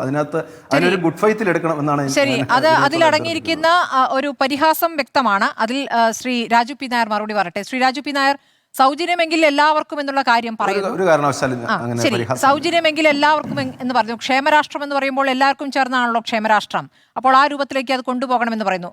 ഇനി നഷ്ടക്കണക്കുകളുടെ കാര്യം അവിടെ നിൽക്കുകയാണ്. അത് ബാധിക്കും എന്നതുകൊണ്ടാണല്ലോ ഈ ഓർഡിനറിയിൽ മതി ആദ്യം എന്ന തീരുമാനവും വരുന്നത്. അല്ല, ഇത് സ്ത്രീകൾക്ക് ഇത് കൊടുക്കുന്നു എന്ന് പറയുമ്പോൾ സ്വാഭാവികമായിട്ട് സ്ത്രീകൾക്ക് മാത്രമല്ല, അത് ഒരു കുടുംബത്തിന് തന്നെയാണല്ലോ വരുന്നത്. നിലവിൽ ഒരു കുടുംബത്തിൽ 1, 2, 3 സ്ത്രീകൾ ജോലി ഉൾപ്പെടെയുള്ള മറ്റു കാര്യങ്ങൾക്ക് വേണ്ടിയിട്ട് ഇത്തരത്തിൽ ഈ ഗതാഗത സൗകര്യം ഉപയോഗപ്പെടുത്തുന്നുണ്ടെങ്കിൽ സ്വാഭാവികമായിട്ടും അത്രയും പേരുടെ ആ യാത്രാ ചെലവ് മാറുമ്പോൾ അതൊരു കുടുംബത്തിന് തന്നെയാണ് അത് വരുന്നത്. പിന്നെ ഇൻഡിപെൻഡൻറ്റ് സ്ത്രീകളായിട്ട് നിൽക്കുന്നവരുണ്ടാവും, അവർക്ക് തീർച്ചയായിട്ടും അവരുടെ വ്യക്തിപരമാണ്. നമ്മളുടെ ഈ വെൽഫെയർ സ്കീംസ് മുഴുവൻ വിമൻ ഡ്രിവനാണ്. കാരണം എന്താണ്, അത് സ്ത്രീകൾക്ക് ആ ഒരു ഗുണം ലഭിച്ചാൽ, നേരത്തെ ഇവിടെ ശ്രീ പ്രമോദ് പുഴകര പറഞ്ഞ പോലെ, സ്ത്രീകൾക്ക് മിച്ചം പിടിക്കാൻ കഴിയുന്ന പണം അത് ഗുണപരമായ മാറ്റത്തിന് കുടുംബത്തിനകത്തും അതുപോലെ തന്നെ പുറത്തും ചെലവഴിക്കപ്പെടും എന്നുള്ള ഒരു സങ്കല്പത്തിലാണ് നമ്മളെല്ലാ ക്ഷേമ പ്രവർത്തനങ്ങളും വിമൻ ഡ്രിവൺ ആക്കി മാറ്റും. നമ്മളിപ്പോൾ ഭക്ഷ്യസുരക്ഷാ പദ്ധതി നമ്മൾ കൊണ്ടുവന്നപ്പോൾ റേഷൻ കാർഡ് സ്ത്രീയുടെ പേരിലേക്ക് മാറ്റി. ഗൃഹനാഥ എന്നുള്ളത് സ്ത്രീ, കാരണം അവർ വല്ലാതെ എംപവർ ചെയ്ത ഒരു നടപടിയായിരുന്നു അത്. കാരണം ഒരു കുടുംബത്തിൽ ഔദ്യോഗികമായിട്ട് അവരാണ് ആ കുടുംബത്തെ ലീഡ് ചെയ്യുന്നത് എന്ന് വരുന്നത്, അല്ലെങ്കിൽ ഔദ്യോഗിക രേഖ അവരുടെ പേരിലേക്ക് വരുമ്പോൾ അവർക്ക് ലഭിക്കുന്നൊരു എംപവർമെൻ്റ് ഉണ്ട്. അത്തരത്തിൽ നമ്മൾ ഈ പറയുന്ന വെൽഫെയർ മുഴുവൻ സ്ത്രീകൾക്ക് ഉപകരിക്കപ്പെടുമ്പോൾ തീർച്ചയായിട്ടും അത് സമൂഹത്തിൽ തന്നെ വലിയൊരു മാറ്റം ഉണ്ടാക്കും. എന്നുവെച്ചാൽ പുരുഷന്മാർക്ക് കൊടുക്കുന്നത് തെറ്റാണെന്നോ അല്ലെങ്കിൽ കൊടുക്കരുതോ എന്നുള്ള അല്ല പറയുന്നത്. പക്ഷേ ആത്യന്തികമായിട്ട് ഇതിനെ സ്ത്രീയും പുരുഷനുമായിട്ട് വ്യത്യാസപ്പെടുത്തി കാണേണ്ട കാര്യമില്ല. കാരണം ആ സ്ത്രീക്ക് യാത്ര ചെയ്യുന്നിടത്ത് ലാഭിക്കുന്ന തുക അത് കുടുംബത്തിലേക്ക് തന്നെയാണ് വരുന്നത്. പിന്നെ സ്ത്രീകൾക്ക് പ്രത്യേകിച്ച് തൊഴിലില്ലാതെ നിൽക്കുന്നവർ അല്ലെങ്കിൽ മറ്റു കാര്യങ്ങളായിട്ട് നിൽക്കുന്നവർക്ക് അവർക്ക് മറ്റൊരാളെ ഡിപ്പെൻഡ് ചെയ്യാതെ, ചില നമ്മുടെ സാമൂഹിക യാഥാർത്ഥ്യങ്ങളൊക്കെ ഉണ്ടല്ലോ, സ്ത്രീകൾ പലപ്പോഴും പണത്തിന് വേണ്ടിയിട്ട് ചോദിക്കുമ്പോൾ ഉണ്ടാവുന്ന ഒരു ഇൻസെക്യൂരിറ്റിയും അല്ലെങ്കിൽ ഒരു ആറ്റിറ്റ്യൂഡൊക്കെ നമുക്കറിയാമല്ലോ. അപ്പോൾ അവർക്ക് കുറേ കൂടി ഫ്രീഡം, നേരത്തെ ശ്രീ പ്രമോദ് പറഞ്ഞ പോലെ തന്നെ മൊബിലിറ്റി അവർക്ക് കൊടുക്കുകയാണ്. അപ്പോൾ ആ മൊബിലിറ്റി അവർ ഫലപ്രദമായി യൂസ് ചെയ്യും. ഈ നമ്മൾ ക്ഷേത്രത്തിലേക്ക് പോകുന്നതെന്നൊക്കെ പറഞ്ഞ് ഇപ്പോൾ വലിയ രീതിയിൽ സനോജ വേണമെങ്കിൽ ഓർഡിനറി ബസ്സിലും ഇതിനകത്ത് ക്ഷേത്രത്തിലേക്ക് തന്നെ പോവാം. ഞാൻ പ്രമോദ് പുഴകര പറഞ്ഞ വ്യത്യാസത്തെ അതാണ് എടുത്തു പറഞ്ഞത്. സനോജ് പറഞ്ഞല്ലോ, ആട്ടെ അല്ല സ്മൃതി ആയിക്കോട്ടെ, ഓർഡിനറി ബസ്സിന്റെ കണക്ടിവിറ്റി ഉള്ള ഏത് അമ്പലങ്ങളിലേക്ക് പോകുന്നതിന് വിലക്കുണ്ടോ അതിനകത്ത്? കൊപ്പാൻ പോകുന്നതിന് പിന്നെ അതിന്റെ പ്രബോധനം പറഞ്ഞതിന്റെ ഒരു മറ്റൊരു വശം ഞാൻ എടുക്കുന്നു. പക്ഷെ അവിടെ പ്രശ്നം എന്താ വെച്ചാൽ നമ്മൾക്ക് സ്ത്രീകളുടെ യാത്ര അങ്ങനെ പല പല ഒരു കണ്ടീഷൻസ് വെച്ച് നമുക്കിതിനകത്ത് നടപ്പാക്കാൻ ബുദ്ധിമുട്ടാണ്. ഇപ്പോൾ പോകുന്ന സ്ത്രീയോട് നിങ്ങൾ എങ്ങോട്ടാണ് പോകുന്നത് എന്ന് ചോദിച്ചുകൊണ്ട് ഒരു ടിക്കറ്റിംഗ് സമ്പ്രദായം ഏർപ്പെടുത്തുക തെറ്റാണ്. അപ്പോൾ അതുകൊണ്ട് അങ്ങനെയുള്ളൊരു ഇതിലൊന്നും നടക്കില്ല. അപ്പോൾ നമ്മളത് സ്വാഭാവികമായിട്ടും പറയുമ്പോൾ സ്ത്രീകൾക്ക് എങ്ങോട്ട് വേണമെങ്കിൽ അവർക്ക് മറ്റൊരാളെ ആശ്രയിക്കാതെ സഞ്ചരിക്കാനുള്ള സ്വാതന്ത്ര്യം ലഭിക്കുന്നു എന്ന് പറയാം. ഓർഡിനറി ബസ് കണക്ടിവിറ്റി അമ്പലങ്ങളിലേക്കുണ്ടെങ്കിൽ അവിടെ പോയിക്കോട്ടെ. ഇപ്പോൾ വേണമെങ്കിൽ 2 ബസ് മാറി കയറി കഴിഞ്ഞാൽ ചിലപ്പോൾ 100-300 കിലോമീറ്റർ അപ്പുറത്തുള്ള ക്ഷേത്രത്തിലേക്ക് പോകാൻ പറ്റും. ആദ്യ തുടക്കത്തിൽ തന്നെ ആയിക്കോട്ടെ. സനോജനത്തിന് അത്ര വലിയ വിഷമമൊന്നും എനിക്ക് മനസ്സിലാവുന്നില്ല. സ്ത്രീകളെ ക്ഷേത്രത്തിൽ എത്തിക്കുന്നതാണ് നിങ്ങളുടെ വിഷമമെങ്കിൽ 300 കിലോമീറ്ററോളം ഓർഡിനറി കണക്ടിവിറ്റിയുള്ള 2-3 ബസ് മാറി കയറിയാൽ ചിലപ്പോൾ അവർക്ക് ക്ഷേത്രത്തിൽ പോകാൻ പറ്റും. അപ്പോൾ അതൊക്കെ ഈ പദ്ധതിയെ എങ്ങനെയെങ്കിലും ഇകഴ്ത്തി കാണിക്കുക എന്നുള്ള ലക്ഷ്യത്തോടു കൂടി ഈ ഇടതുപക്ഷം, അല്ലെങ്കിൽ ഇടതുപക്ഷം എന്ന് പറയുന്നത് ശരിയല്ല, CPM കാണിക്കുന്നതാണ്.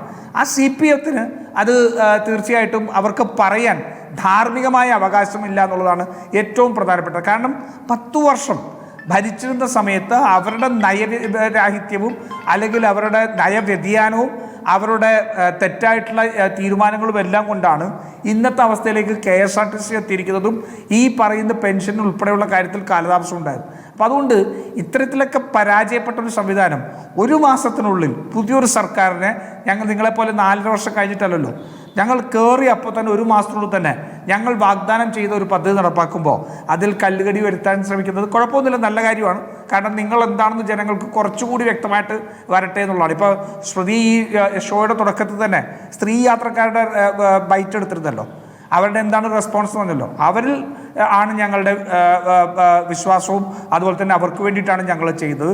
സ്വാഭാവികമായിട്ടും പരാജയപ്പെട്ട CPM അതിന് ഒടങ്കോല് വെക്കുന്നതല്ല, മറിച്ച് വളരെ പോസിറ്റീവായിട്ട് ചിന്തിക്കുന്ന ഈ സംസ്ഥാനത്തുള്ള സ്ത്രീ സമൂഹം തന്നെയായിരിക്കും ഇതിൻ്റെ ഏറ്റവും വലിയ പ്രചാരകരും ഗുണഭോക്താക്കളും. അതിന് സംശയമൊന്നുമില്ല. ശ്രീ രാജീവ് നായർ, വേറൊരു വാദം അതിൽ വിമർശിക്കുന്നവർ പറയുന്ന ഒരു കാര്യം ഇതാണ്: സൗജന്യമെന്ന് കേൾക്കുമ്പോൾ സ്ത്രീകൾ ഓടിയെത്തും. അപ്പോൾ ബസ് യാത്രയിലും ഇങ്ങനെ സ്ത്രീകൾ തിങ്ങി നിറഞ്ഞ് പുരുഷ യാത്രക്കാർക്ക് പോകാൻ പറ്റാത്ത വിധത്തിൽ ബസ്സിൽ തിരക്കുണ്ടാക്കും എന്ന രൂപത്തിൽ കൂടി ഒരു വാദം പറയുന്നുണ്ട്. അതിന് എന്താണ് മറുപടി? ഇതൊക്കെ സ്ത്രീകൾക്കൊന്നും വേറൊരു പണിയില്ല എന്നൊക്കെ പറയില്ല, വെറുതെ ഒരു പണിയില്ല, അതുകൊണ്ട് എന്തെങ്കിലുമൊക്കെ കൊടുത്തു കഴിഞ്ഞാൽ അവരതിങ്ങനെ ദുരുപയോഗം ചെയ്യും എന്നൊക്കെ പറയുന്നൊരു മാനസികാവസ്ഥയാണ്. നമ്മുടെ സ്ത്രീകൾ അറിയാലോ, കാണാപ്പണി ചെയ്യുന്ന ഏറ്റവും ഈ സമൂഹത്തിൻ്റെ നട്ടെല്ലാണ് ഒരു സ്ത്രീ. സ്മൃതിക്കറിയാലോ, സ്മൃതിക്ക് ഇത്തരത്തിലുള്ളൊരു സൗകര്യം ഉള്ളത് കൊണ്ട് സ്മൃതിക്ക് രാവിലെ ഇറങ്ങിയിട്ട് രാത്രി വരെ വെറുതെ തോന്നിയ മാതിരി നടക്കാൻ പറ്റുമോ? ഒരു കുടുംബത്തിൻ്റെ മുഴുവൻ ഉത്തരവാദിത്തം, ഞാൻ പറയുന്ന ഒരുപക്ഷെ സ്ത്രീവിരുദ്ധം ആയിട്ടുള്ള ആശയമായിരിക്കാം, കാരണം പുരുഷന്മാരുടെ ഉത്തരവാദിത്തം ഏറ്റെടുക്കുന്ന ബാധിക്കുന്ന ഒരാളാണ് ഞാൻ. പക്ഷേ ഒരു സ്ത്രീ രാവിലെ മുതൽ രാത്രി വരെ അവൾ അവസാനം കതകടച്ച് കിടക്കാൻ പോകുന്ന വരെ 1 മിനിറ്റ് മാറാൻ കഴിയാത്ത രീതിയിലുള്ള കാണാപ്പണി ചെയ്യുന്ന സ്ത്രീ ഈ സർക്കാരിനെ അങ്ങ് ദുരുപയോഗം ചെയ്തുകൊണ്ട് രാവിലെ മുതൽ ഇറങ്ങി അങ്ങ് യാത്ര ചെയ്യുമെന്നൊക്കെ പറയുന്നത് സത്യം പറഞ്ഞാൽ അപഹാസ്യമാണെന്ന് മാത്രമേ എനിക്ക് പറയാനുള്ളൂ. ഒന്നും ഒരു വെയിറ്റ് നിങ്ങൾ കൊടുക്കരുത്. സ്ത്രീകളൊന്നും അത്രയ്ക്ക് പണിയില്ലാത്തവരൊന്നും അല്ല ഇവിടുത്തെ. പിന്നെ ആർക്കെങ്കിലും അത്യാവശ്യം അങ്ങനെയുള്ള യാത്ര ഉപയോഗിക്കപ്പെടുന്നെങ്കിൽ അവരുപയോഗിക്കട്ടെ എന്നേ. എന്താ കുഴപ്പം? അവരുപയോഗിക്കട്ടെ, ഒരു കുഴപ്പമില്ല, അത് ഭംഗിയായിട്ട് തന്നെ പോയിക്കോളും. ഇത് ഞാൻ പറഞ്ഞല്ലോ, സ്ത്രീകൾക്ക് അവസരങ്ങൾ തേടിപ്പോൻ സ്മൃതി നമുക്കറിയാലോ, ഈ യാത്രാക്കൂലി കൊടുക്കാൻ കഴിയാത്തത് കൊണ്ട് ജോലി തേടി ഇന്റർവ്യൂവിന് പോകാൻ കഴിയാത്ത സ്ത്രീകളുള്ള നാടാണിത്. അവർക്ക് അവസരങ്ങൾ തേടിപ്പിടിക്കാൻ, അവർക്കൊരു സ്വതന്ത്രമായിട്ട് യാത്ര ചെയ്ത് അവസരങ്ങൾ തേടിപ്പിടിക്കാനാണ്. അതിനെ അത്രയും പോസിറ്റീവായിട്ട് കാണണം. ആ പോസിറ്റീവായിട്ട് കാണാനുള്ള ചിന്താഗതി CPMന് നശിച്ചു പോയിട്ടുണ്ടെങ്കിൽ അവർ തോൽവിയിൽ നിന്ന് പാഠം പഠിച്ചിട്ടില്ല എന്ന് മാത്രമേ എനിക്ക് പറയാനുള്ളൂ. ശരി, സ്ത്രീകളെ ശാക്തീകരിക്കുക, എംപവേർഡ് ആക്കുന്ന ഒരു പദ്ധതിയാണ്. ആ പദ്ധതിയെ CPM എതിർക്കരുത് എന്ന് കൂടിയാണ് പറയുന്നത്. ഇതിൽ അങ്ങ് പറഞ്ഞ കണക്കുകൾ ഇപ്പോൾ നോക്കൂ, ഓർഡിനറി ബസ്സുകളിൽ മാത്രമാണ്, അത് അങ്ങനെയല്ലല്ലോ നേരത്തെ പറഞ്ഞതെന്ന് വാദിക്കുമ്പോൾ ഇപ്പോൾ ഈ രാഹുൽ തന്നെ പറഞ്ഞിരിക്കുന്ന കണക്ക് പ്രകാരം, MG രാഹുൽ പറയുന്ന കണക്ക് പ്രകാരമാണെങ്കിൽ 3220 ഓർഡിനറി ബസ്സുകളാണ് നിലവിൽ സംസ്ഥാനത്ത് ഓടുന്നത്. 1150 മാത്രമേ ഉള്ളൂ ബാക്കി സർവീസുകളായി വരുന്നത്. അപ്പോൾ ഏറ്റവും കൂടുതൽ സർവീസുകളിൽ ഇപ്പോൾ സ്ത്രീകൾക്ക് സൗജന്യം കൊടുത്തിരിക്കുന്നു. ആ വാദം ശരിവെക്കുകയാണെങ്കിൽ അങ്ങനെ കൂടി അതിനെ കാണാമല്ലോ. അല്ല, ഞങ്ങള് ജനങ്ങൾക്ക് അനുകൂലമായി വരുന്ന ഒരു പദ്ധതിയും തുരങ്കം വെക്കുന്നവരല്ല. ജനങ്ങൾക്ക് അനുകൂലമായ പല പദ്ധതികളെയും തുരങ്കം വെച്ചതും ഇല്ലാതാക്കിയതും UDF ആണ്. ഞാനതിലേക്ക് ഇപ്പോൾ വരുന്നില്ല. ഇപ്പോൾ പ്രമോദ് പുഴങ്കര തുടക്കത്തിൽ തന്നെ എന്താ പറഞ്ഞത്? ഞാനെന്തോ സ്ത്രീകൾക്ക് ക്ഷേത്രങ്ങളിൽ പോകാൻ, ആരാധനാലയങ്ങളിൽ പോകാൻ സൗജന്യ യാത്ര അനുവദിക്കണമെന്ന് പറഞ്ഞു എന്നൊക്കെയാണ് അദ്ദേഹം പറയുന്നത്. ഞാനല്ല ഇത് പറഞ്ഞത്. ഇത് പറഞ്ഞത് വി ഡി സതീശനാണ്. വി ഡി സതീശൻ പറഞ്ഞ വീഡിയോ വേണമെങ്കിൽ ഞാൻ കേൾപ്പിച്ചു തരാം, എൻ്റെ ഫോണിലുണ്ട്, നിങ്ങളുടെ മുമ്പിലുണ്ടാവുമല്ലോ. വി ഡി സതീശൻ അന്ന് വളരെ അർത്ഥശങ്കക്കിടയില്ലാതെ പറഞ്ഞത് എല്ലാ സ്ത്രീകൾക്കും എവിടെ വേണമെങ്കിലും പോവാം എന്നാണ്. ഈ കേരളത്തിൽ ഏത് ഓർഡിനറി ബസ്സിൽ കയറിയിട്ടാണ് സ്ത്രീകൾക്ക് എവിടെയും പോകാനുള്ള യാത്രാ സൗകര്യമുള്ളത്? അതില്ല എന്ന് നമുക്കറിയാലോ. സനോജ്, നിങ്ങളുടെ വാദങ്ങൾ അല്പം ദുർബലമാകുന്നില്ലേ എന്നൊരു സംശയം. സനോജ്, അപ്പോഴും ഈ വാർത്താ സമ്മേളനത്തിൽ ക്യാബിനറ്റ് യോഗം കഴിഞ്ഞ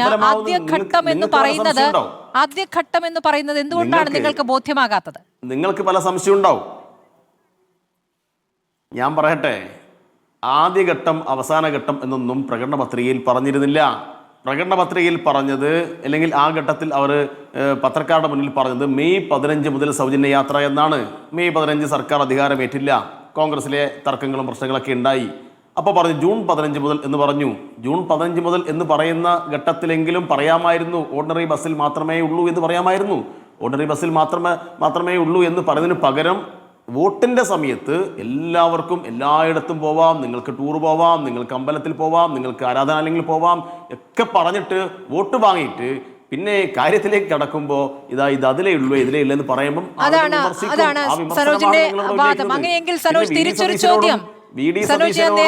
കോൺഗ്രസിന്റെ വക്തല്ല പറയട്ടെ ചോദിക്കട്ടെ. അല്ല, ഞാൻ പറയുമ്പോൾ നിങ്ങൾക്ക് 100 ചോദ്യമാണല്ലോ, അവർ പറയുമ്പോൾ ഒരു ചോദ്യം ഉണ്ടായിട്ടില്ലല്ലോ, എല്ലാം കേട്ടുന്നല്ലോ. ഞാൻ പറയുന്നത് LDFന്റെ ഭരണത്തിൽ ഇപ്പം ആന കുത്തിക്കൊന്ന സമയത്ത് നിങ്ങൾ ഇന്നിപ്പോൾ കഴിഞ്ഞ കുറച്ച് ദിവസത്തിനിടയിൽ വയനാട്ടിൽ മാത്രം 2 ആളുകളെ ആന കുത്തിക്കൊന്നു. അപ്പോൾ UDFകാർ നേരത്തെ LDF ഭരിച്ച സമയത്ത് ഈ മൃതദേഹമെടുത്ത് പ്രകടനം നടത്തി ഞങ്ങൾ അധികാരത്തിൽ വന്ന ഈ പ്രശ്നങ്ങൾ മുഴുവൻ പരിഹരിക്കുമെന്ന് പറഞ്ഞു. ഇപ്പോൾ കുറഞ്ഞ ദിവസത്തിനുള്ളിൽ തന്നെ 5-6 മരണമുണ്ടായിട്ട് ഈ പ്രശ്നങ്ങൾ പരിഹരിച്ചോ? അപ്പം ജനങ്ങൾക്ക് കൊടുക്കുന്ന വാഗ്ദാനം അത് പാലിക്കുന്നുണ്ടോ എന്ന് ഉറപ്പുവരുത്തണ്ടേ? നേരത്തെ പറഞ്ഞു മോഡിഫിക്കേഷൻ അല്ലേ എന്ന് പറഞ്ഞു, ജനസികളെ പറ്റിക്കാൻ വേണ്ടി പല കാര്യങ്ങളും പറഞ്ഞു, അത് പാളി. ഒരു ഘട്ടത്തിൽ പറഞ്ഞു ഇത് ദേശീയപാതയിൽ എന്തുകൊണ്ട് 2 വീലറിന് പ്രവേശനമില്ല, ദേശീയപാതയിൽ എന്തുകൊണ്ട് ഓട്ടോറിക്ഷയ്ക്ക് പ്രവേശനമില്ല എന്ന് പറഞ്ഞ VD സതീശൻ ഇപ്പം മുഖ്യമന്ത്രിയായി. ഞാൻ രാജു പി നായരോട് ചോദിക്കുന്നത്, ദേശീയപാതയിലേക്ക് എപ്പോഴാണ് 2 വീലറും ഈ 3 വീലറൊക്കെ കടത്തിവിടുക നിങ്ങളുടെ സർക്കാർ? സതീശൻ നേരത്തെ വലിയ പറഞ്ഞില്ലേ? അപ്പൊ നിങ്ങൾ അതിന് പരിഹാരം ഉണ്ടാക്കിയോ? മുനമ്പം പ്രശ്നം 10 മിനിറ്റിനുള്ളിൽ പരിഹരിക്കും എന്ന് പറഞ്ഞു അല്ലേ? മിനിറ്റുകൾ എത്ര കടന്നുപോയി. പെട്രോളിന്റെ വില വർദ്ധിക്കുന്ന സമയത്ത് പറഞ്ഞു അയ്യോ കേരളത്തിൽ നികുതി ഭീകരതയാണ്, അതുകൊണ്ട് കേന്ദ്രം വർദ്ധിപ്പിച്ചാലും കേരളം ആ നികുതി വർധനവ് ഒഴിവാക്കി കൊടുക്കണം എന്ന് പറഞ്ഞു. ഈ കഴിഞ്ഞ ചുരുങ്ങിയ ദിവസത്തിനുള്ളിൽ ഈ രാജ്യത്ത് സമാനതകളില്ലാത്ത വിധത്തിൽ പെട്രോളിന്റെ വില വർദ്ധിച്ചു, കേരളത്തിൽ അതിൻ്റെ അധിക വരുമാനമുണ്ടായി. ഇതേ VD സതീശൻ എന്തയാ പറഞ്ഞ വാക്ക് പാലിക്കാതെ പോകുന്നത്? നികുതി ഭീകരത എന്ന് പറഞ്ഞ പ്രതിപക്ഷ നേതാവായിട്ടുള്ള VD സതീശനല്ലേ ഇപ്പം മുഖ്യമന്ത്രി? അപ്പോൾ പറഞ്ഞ വാക്ക് പാലിക്കാൻ ഏതെങ്കിലും ഘട്ടത്തിൽ ഇവർ തയ്യാറാവുന്നുണ്ടോ? വയനാട്ടിൽ ഇലക്ഷൻ്റെ തൊട്ട് മുന്നേ ഈ രാഹുൽ ഗാന്ധിയെ പ്രിയങ്ക ഗാന്ധിയൊക്കെ കൊണ്ടുപോയിട്ട് ഇവർ പിരിച്ച പണത്തെ കണക്കാക്കിയിട്ട് തറക്കല്ലിട്ടല്ലോ. VD സതീശൻ പറഞ്ഞു അയ്യോ കല്ലിത അവിടെ പണി തുടങ്ങിയിട്ടുണ്ടെന്നാണ് പറഞ്ഞത്. 100 ദിവസമായിട്ടും ആ കല്ലിൻ്റെ മേൽ ഒരു കല്ലെടുത്ത് വെച്ചോ? ഒന്നും ആളുകൾ മറന്നുപോയിട്ടില്ല. നിങ്ങൾക്കിപ്പോൾ ഇലക്ഷനകത്ത് വിജയമുണ്ടായി, അത് സമ്മതിക്കുന്നു. പക്ഷെ ആ വിജയം ഇതെല്ലാം ജനങ്ങൾ മറന്നേക്കും എന്ന് നിങ്ങൾ ധരിക്കരുത്. ജനങ്ങൾക്ക് മുമ്പിൽ ഒരു കാര്യം പറയുക, എന്നിട്ട് അധികാരം കിട്ടിക്കഴിഞ്ഞാൽ മറ്റൊരു തരത്തിൽ പ്രവർത്തിക്കുക. ഇത് ഇരട്ടത്താപ്പാണ്. ഈ കാര്യങ്ങൾ ഇവിടെ പ്രതിപക്ഷം ചൂണ്ടിക്കാണിക്കും. അത് പറയുമ്പോൾ അസ്വസ്ഥപ്പെട്ടിട്ട് കാര്യമില്ല. ശരി, ശ്രീ രാജു പി നായർ മറുപടി പറഞ്ഞോട്ടെ. പക്ഷെ എനിക്ക് VK സനോജിനോട് ചില കാര്യങ്ങൾ പറയാറുണ്ട്. ഈ കഴിഞ്ഞ സർക്കാരിന്റെ കാലത്തെ വനം വകുപ്പ് മന്ത്രി ആന കുത്തിക്കൊല്ലുമ്പോൾ അപ്പുറത്ത് ഗാനമേളയിൽ പാടുകയായിരുന്നു. പിന്നീട് ചിലർ ഈ തരത്തിൽ കാട്ടുമൃഗങ്ങളുടെ ആക്രമണമേറ്റ് മരിക്കുന്ന സമയത്ത് അവർ കാട്ടിൽ പോയത് കൊണ്ട് മരിച്ചതാണ് എന്നുള്ള പ്രതികരണം നടത്തിയിട്ടുണ്ട്. അങ്ങനെയുള്ള പ്രതികരണം ഏതായാലും തൽക്കാലം ഇതുവരെ ഇപ്പോഴത്തെ വനമന്ത്രിയിൽ നമ്മൾ കേട്ടിട്ടില്ല. നമ്മൾ കണ്ടത് പ്രകാരമാണെങ്കിൽ ഇപ്പോഴത്തെ വനമന്ത്രിക്ക് നേരെ കാട്ടാനയുടെ ആക്രമണത്തിന് ശ്രമം ഉണ്ടായിട്ടുണ്ട്. എന്താണ് ഭരണം മാത്രമേ മാറിയിട്ടുള്ളൂ എന്നല്ല പറഞ്ഞത്? അല്ല, ഈ വനമന്ത്രിക്ക് നേരെയും ഈ വനമന്ത്രി പോകുന്ന വഴിയിലും കാട്ടാന വന്നു എന്നാണ് നമ്മൾ കണ്ടത്. സനോജ്, ഗൗരവം ഉൾക്കൊള്ളുന്ന പ്രസ്താവനയാണോ സ്മൃതി? ശരി, അല്ല അത് പരിഹരിക്കാനുള്ള ശ്രമങ്ങളും ഫെൻസിംഗ് അടക്കമുള്ള നടപടികൾ ചില സ്ഥലങ്ങളിലെങ്കിലും തുടങ്ങിയിട്ടുണ്ട് എന്നുള്ളത് ഞാൻ ന്യായീകരിക്കുന്നില്ല. ഞാൻ ന്യായീകരിക്കുന്നില്ല. അങ്ങ് മുൻ വനമന്ത്രിയെ ന്യായീകരിച്ച് കുടുങ്ങരുത് എന്നൊരു അഭ്യർത്ഥനയാണ് ഞാൻ അങ്ങോട്ട് പറഞ്ഞത്. മുൻ വനമന്ത്രിയെ ന്യായീകരിച്ച് കുടുങ്ങരുത് എന്നൊരു കാര്യം. ഇനി ഒറ്റ ചോദ്യം, സരോജ് അങ്ങയോട് തന്നെയാണ്. സരോജ് അങ്ങയോട് തന്നെയാണ്. അല്ലല്ല, നിങ്ങളുടെ ഇരട്ടത്തപ്പാണ്. ഇടതുപക്ഷം ഭരിക്കുന്ന സമയത്ത് ആനയുടെ കുത്തേറ്റ് ആളുകൾ മരിച്ചപ്പോ പ്രൈം ടൈം ചർച്ചയുണ്ടായിരുന്നു. ഇടതുപക്ഷം ഭരിക്കുന്ന സമയത്ത് അതുമായി ബന്ധപ്പെട്ട കോൺഗ്രസ് നേതാക്കളുടെ പ്രതികരണം ഉണ്ടായിരുന്നു. ഇപ്പോഴെന്തേ ഈ ചുരുങ്ങിയ ദിവസത്തിനകം ഇത്രയേറെ മരണമുണ്ടായിട്ടും നിങ്ങൾ പ്രൈം ടൈം ഡിബേറ്റിൽ ചർച്ചക്കെടുക്കുന്നില്ല? ശരി സനോജ്, നിരാശപ്പെടാതിരിക്കൂ. ഒരു 100 ദിവസം ഒന്ന് എത്തട്ടെന്നേ, ഒരു 100 ദിവസം എത്തട്ടെ. നമുക്ക് ഇവരുടെ എല്ലാ കള്ളത്തരങ്ങളും പുറത്തു കൊണ്ടുവരണമെന്നേ. അതിനു മുൻപ് സനോജ്, എനിക്ക് ഒറ്റ കാര്യം, നിങ്ങൾ പ്രകടന പത്രികയിലെ വാഗ്ദാനമാണല്ലോ പറയുന്നത്. 2021 അല്ല സനോജ് പറയട്ടെ, സ്മൃതി സ്വയം ആശ്വസിച്ചാൽ മതി. സ്മൃതി സ്വയം വിശ്വസിച്ചാൽ മതി. ഞാൻ നിരാശപ്പെടണോ, ഞാൻ അഭിപ്രായം പറയണോ, ഞാൻ എത്ര ദിവസം ഞാൻ അഭിപ്രായം പറയണം എന്നുള്ള കാര്യം ഞാൻ തീരുമാനിക്കും. ഞാൻ എന്റെ കാര്യമാണ് പറഞ്ഞത്. മാധ്യമങ്ങളെ വിമർശിച്ചതാണ് സനോജ് ഞാൻ മറുപടി പറഞ്ഞത്. മാധ്യമങ്ങളെ വിമർശിച്ചതാണ് ഞാൻ അങ്ങേക്ക് എപ്പോഴെങ്കിലും പറയാം. സർക്കാർ അധികാരമേറ്റ് പിറ്റേ ദിവസം തൊട്ട് പറഞ്ഞു തുടങ്ങിയവരാണ്. സർക്കാർ അധികാരമേറ്റ് പിറ്റേ ദിവസം പറഞ്ഞു തുടങ്ങിയവരാണ്. നിങ്ങൾ പറഞ്ഞോളൂ. നിങ്ങളുടെ അവകാശമാണത്. നിങ്ങളുടെ അവകാശമാണ് സനോജ്. ഇങ്ങോട്ട് വേണ്ട. ഇല്ല, അങ്ങോട്ടൊന്നും പറയുന്നില്ല സനോജ്. ഇങ്ങോട്ട് വേണ്ട. ഒരു ഉപദേശമില്ല. ചിലപ്പോൾ 5 ദിവസം കൊണ്ട് പ്രതികരിക്കും, നിങ്ങൾ എന്ത് വേണമെങ്കിലും മണിക്കൂർ കൊണ്ട് പ്രതികരിക്കും. നിങ്ങൾക്കാകാം സനോജ്, നിങ്ങൾക്കാകാം. MG യൂണിവേഴ്സിറ്റിയിൽ ഒരു മിനിറ്റ്, എല്ലാം പറഞ്ഞ പോലെ എല്ലാം കൂടി പറഞ്ഞ പോലെ സനോജ്, ഒരു മിനിറ്റ്, എനിക്ക് ചോദ്യമുണ്ട് സനോജ്, എനിക്ക് ചോദ്യമുണ്ട്. സനോജ് എനിക്ക് ചോദ്യമുണ്ട്. സനോജ് എനിക്ക് ചോദ്യമുണ്ട്. സനോജ് എനിക്ക് ചോദ്യമുണ്ട്. നമുക്ക് യൂണിവേഴ്സിറ്റി വിഷയം ചർച്ച ചെയ്യുമ്പോൾ അതിലേക്ക് വരാം. സനോജ് ഒരു മിനിറ്റ്. സനോജ് ഇത് തന്ത്രമാണത്, ശരിയാവില്ല. സനോജ് ചോദ്യങ്ങൾക്ക് ഉത്തരം വേണം. സനോജ് ഇത് വിഷയം വേറെയാണ്, നമുക്ക് ചർച്ച ചെയ്യാം വേറൊരു ദിവസം. സനോജ് നിൽക്കൂ. സനോജ് നിൽക്കൂ. സനോജ്, നിങ്ങൾ പ്രകടന പത്രികയിലെ വാഗ്ദാനം അതേപടി നടപ്പാക്കിയില്ല ആദ്യ ദിവസം തന്നെ എന്ന് പറയുമ്പോൾ, നിങ്ങളുടെ 2021 വാഗ്ദാനമായിരുന്നു 2500 രൂപ ക്ഷേമ പെൻഷൻ എന്നുള്ളത്. നിങ്ങൾ എപ്പോഴാണ് നടപ്പാക്കിയത്? 2500 എപ്പോഴാണ് എത്തിയത്? പറയൂ, എപ്പോഴാണ് എത്തിയത്? പറയൂ.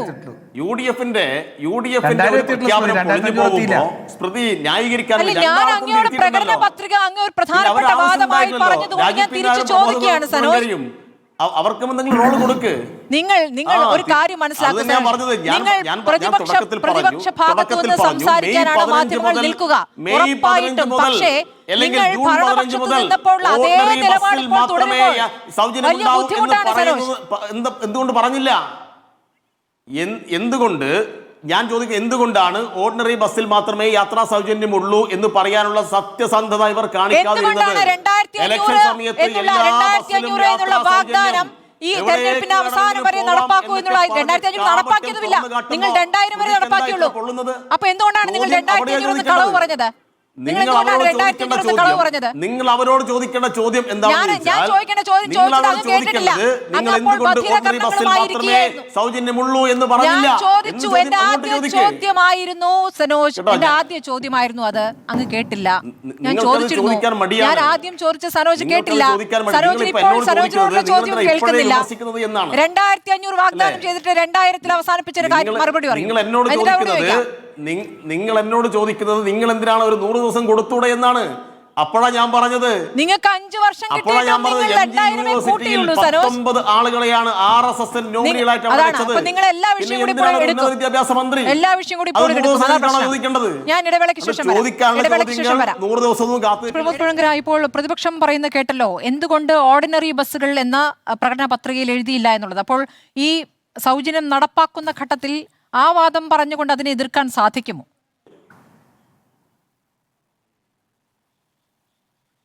അല്ല, ഓർഡിനറി എന്നുള്ളത് പ്രകടന പത്രികയിൽ സ്പെസിഫിക് ആയിട്ട് നിർദ്ദേശിച്ചോ എന്നുള്ളത് ഒരു പദ്ധതിയെക്കുറിച്ച് ബ്രോഡായിട്ടുള്ള അത്തരത്തിലൊരു വാഗ്ദാനം നൽകുകയും ശേഷം അതിനെ ഘട്ടം ഘട്ടമായിട്ട് നടപ്പിലാക്കുകയും അല്ലെങ്കിൽ അത് ഏതൊക്കെ ബസ്സുകളിൽ നടപ്പാക്കണമെന്ന് തീരുമാനിക്കുകയും ഒക്കെ ചെയ്യുക എന്നുള്ളത് ഭരണപരമായ ഒരു കാര്യം കൂടിയാണ്. അതിൻ്റെ ഡാറ്റ എടുത്ത് എത്ര സ്ത്രീകൾ യാത്ര ചെയ്യുന്നു, നടപ്പാക്കുമ്പോൾ എത്ര കൂടുതൽ സ്ത്രീകൾ എത്ര തരം ബസ്സുകളിൽ യാത്ര ചെയ്യുന്നു എന്നൊക്കെ കണക്കാക്കിയിട്ട് സാധാരണഗതിയിൽ ഇത് സ്ത്രീകളുടെ ഓർഡിനറി ബസ്സുകളിൽ തന്നെയാണ് ഇത്തരത്തിൽ ഈ സൗജന്യം ആവശ്യപ്പെടുന്ന സ്ത്രീകൾ യാത്ര ചെയ്യാനുള്ള സാധ്യത കൂടുതൽ. കേരളത്തിൻ്റെ ചില സാഹചര്യങ്ങളിൽ അത് കൂടുതൽ ബസ്സുകളിലേക്ക് വ്യാപിപ്പിക്കണോ എന്നൊക്കെയുള്ള ഘട്ടം ഘട്ടമായിട്ട് നടപ്പാക്കും. അല്ലാണ്ട് ആദ്യത്തെ മാസം തന്നെ ഇത് മുഴുവൻ നടപ്പാക്കി ഇതുവരെ എല്ലാ പ്രശ്നങ്ങളും ഈ ഒരൊറ്റ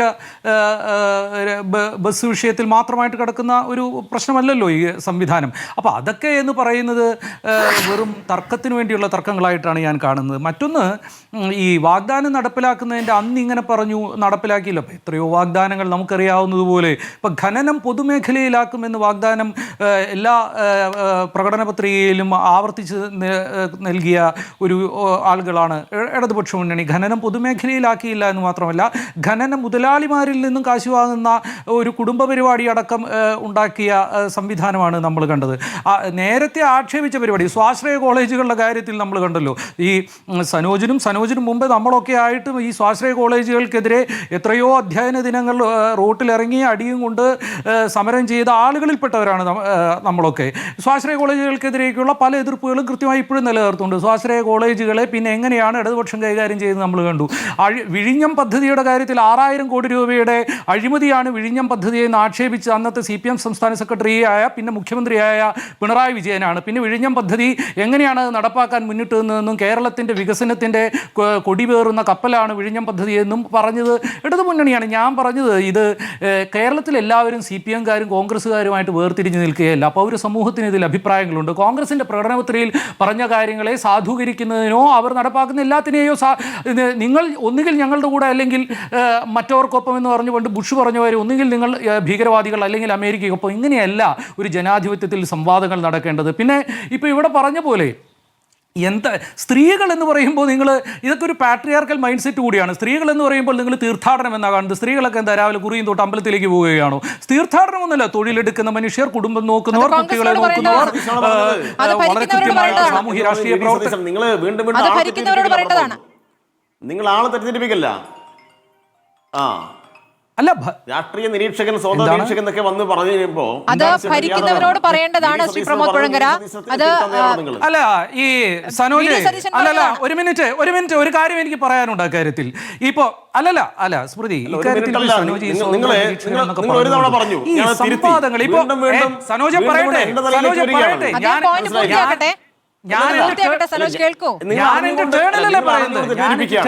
മിസ്റ്റർ പ്രമോദ്, നിങ്ങൾ അറിഞ്ഞുകൊണ്ട് തെറ്റിദ്ധരിപ്പിക്കുകയാണ്.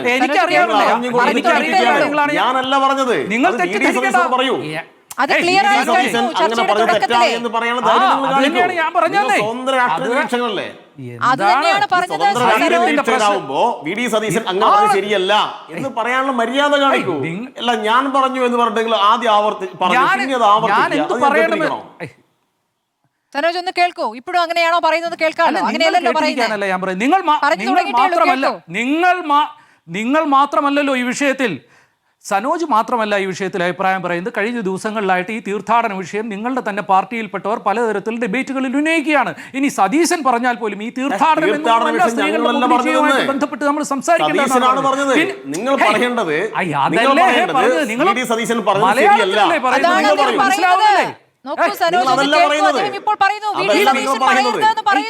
സ്വതന്ത്ര രാഷ്ട്രീയ നിരീക്ഷകനാണെങ്കിൽ VD സതീശൻ അങ്ങനെ പറഞ്ഞ് ശരിയല്ല എന്ന് പറയാം. നിങ്ങൾ പറയുന്നത് എന്താ? ഇടതുപക്ഷം ഈ ബസ്സിന് വേണ്ടി വാദിക്കുന്നു. നിങ്ങൾ പറയുന്നത് ശരിയാണോ? സനോജ് എഴുതി നിങ്ങൾ കേൾക്കൂ. നിങ്ങളുടെ ടേൺ നിങ്ങൾ പറഞ്ഞല്ലോ. നിങ്ങൾ ഒരു ജനാധിപത്യ സംവാദത്തിൽ പങ്കെടുക്കാൻ പഠിക്കൂ ആദ്യം.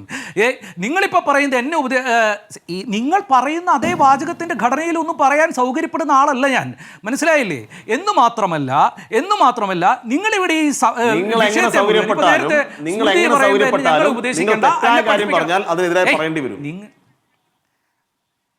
ഒരു തെറ്റായ കാര്യവും പറഞ്ഞിട്ടില്ല. നിങ്ങൾക്ക് ആകെ കൂടി ലോകത്തെ കാണാൻ കഴിയുന്നത് AKG സെന്ററിന്റെ ജനാലയിലൂടെയും ഇന്ദിരാഭവനിലൂടെയും മാത്രമാണ്. ജനങ്ങൾക്ക് അങ്ങനെയല്ല. LDF പറഞ്ഞെന്നല്ലോ പറയുന്നത്. ഞങ്ങളല്ല പറഞ്ഞത്. നിങ്ങൾ എന്താണ് പറയുന്നത്? നിങ്ങൾ തന്നെയല്ലേ അങ്ങനെ പറയുന്നത്? ശരി, അത് തുടരും. ശ്രീ പ്രമോദ് പുഴങ്കര, അങ്ങ് പറഞ്ഞിട്ട് കാര്യമില്ല. അങ്ങ് പറഞ്ഞത് ഉദ്ദേശം എനിക്ക് മനസ്സിലായി. അല്ല മറ്റൊരു ഒരു കാര്യം കൂടി വേഗം പറഞ്ഞു, വേഗം ഒരു പറഞ്ഞു, കാര്യം സമയം കൂടി കഴിഞ്ഞു. ഇതിൽ സ്മൃതി പറയട്ടെ. ആ. ജനങ്ങൾക്കുള്ള വിമർശനം വാട്സപ്പിലൂടെയും മെയിലിലൂടെയും അറിയിക്കൂ, ഞങ്ങൾ കേൾക്കാമെന്ന് പറയുന്ന ഒരു സംഘടനയുടെ പ്രതിനിധി ഇവിടെ വന്നിട്ട് മറ്റുള്ളവരെ സംസാരിക്കാൻ പോലും അനുവദിക്കാതെ വക്രീകരിക്കുകയും ചർച്ചയെ ബഹളം കൂട്ടിയിട്ട് KSRTC ബസ്സിലെ സൗജന്യത്തെയും സ്ത്രീകളുടെ യാത്രയെയും അല്ലെങ്കിൽ വേറെ പരിപാടിയെ കുറിച്ച് സംസാരിക്കുന്ന ജനാധിപത്യ വിരുദ്ധതയാണ് ഇവിടെ കാണിക്കുന്നത്. ശ്രീ രാജു പിതാർ പെട്ടെന്ന് ഒറ്റ വരി. അല്ലല്ല, ഈ സനോജ് പറയുന്നത് സ്വതന്ത്ര നിലപാട് പറയണം, പക്ഷെ ആ സ്വാതന്ത്ര്യം ഞങ്ങൾ തീരുമാനിക്കുന്ന പറഞ്ഞത്. സ്വതന്ത്ര നിലപാടാണെങ്കിൽ അദ്ദേഹം പറയാനുള്ളതെങ്കിൽ പറഞ്ഞോട്ടെ. പിന്നെ സനോജെ, ഈ കാട്ടാനൊക്കെ അറിയില്ലല്ലോ VD സതീശൻ മുഖ്യമന്ത്രിയായ കാര്യം. അങ്ങയുടെ വാദം കേൾക്കുമ്പോൾ പിണറായി വിജയനോട് എന്തോ വ്യക്തിവിരോധം ഉള്ളതുകൊണ്ടാണ് കാട്ടാനകളൊക്കെ പുറത്തിറങ്ങിയത്. സതീശൻ വന്നപ്പോ ആ വ്യക്തിവിരോധം മാറിയിട്ടില്ല, വ്യക്തിവിരോധം എന്നാണ് പറയാൻ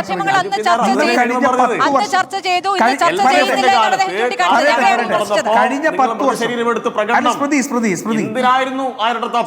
സ്മൃതി കഴിഞ്ഞ 10 വർഷം. സനോജ്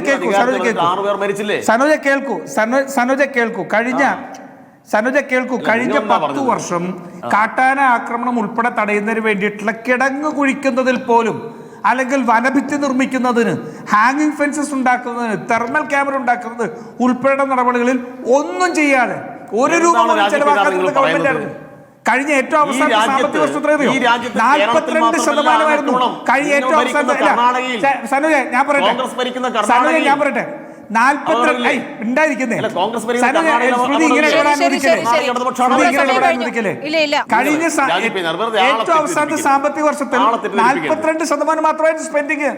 ഈ 30 ദിവസം കൊണ്ട് ഞങ്ങൾ ഉണ്ടാക്കണോ? ഞങ്ങൾ പുതിയ പദ്ധതികൾ ഉണ്ടാക്കും, ഞങ്ങൾ വനഭിത്തികൾ ഉണ്ടാക്കും, ഞങ്ങൾ AI സാങ്കേതിക വിദ്യ ഉപയോഗിച്ച് ഞങ്ങൾ നിരീക്ഷണം നടത്തി ഇതിനകത്തുള്ള പദ്ധതി നടപ്പാക്കും.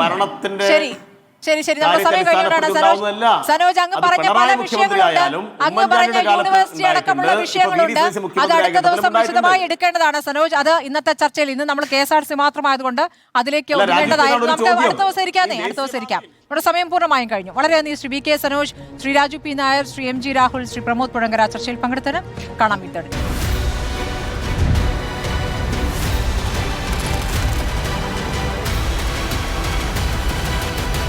Debate with Smriti Parithikkad.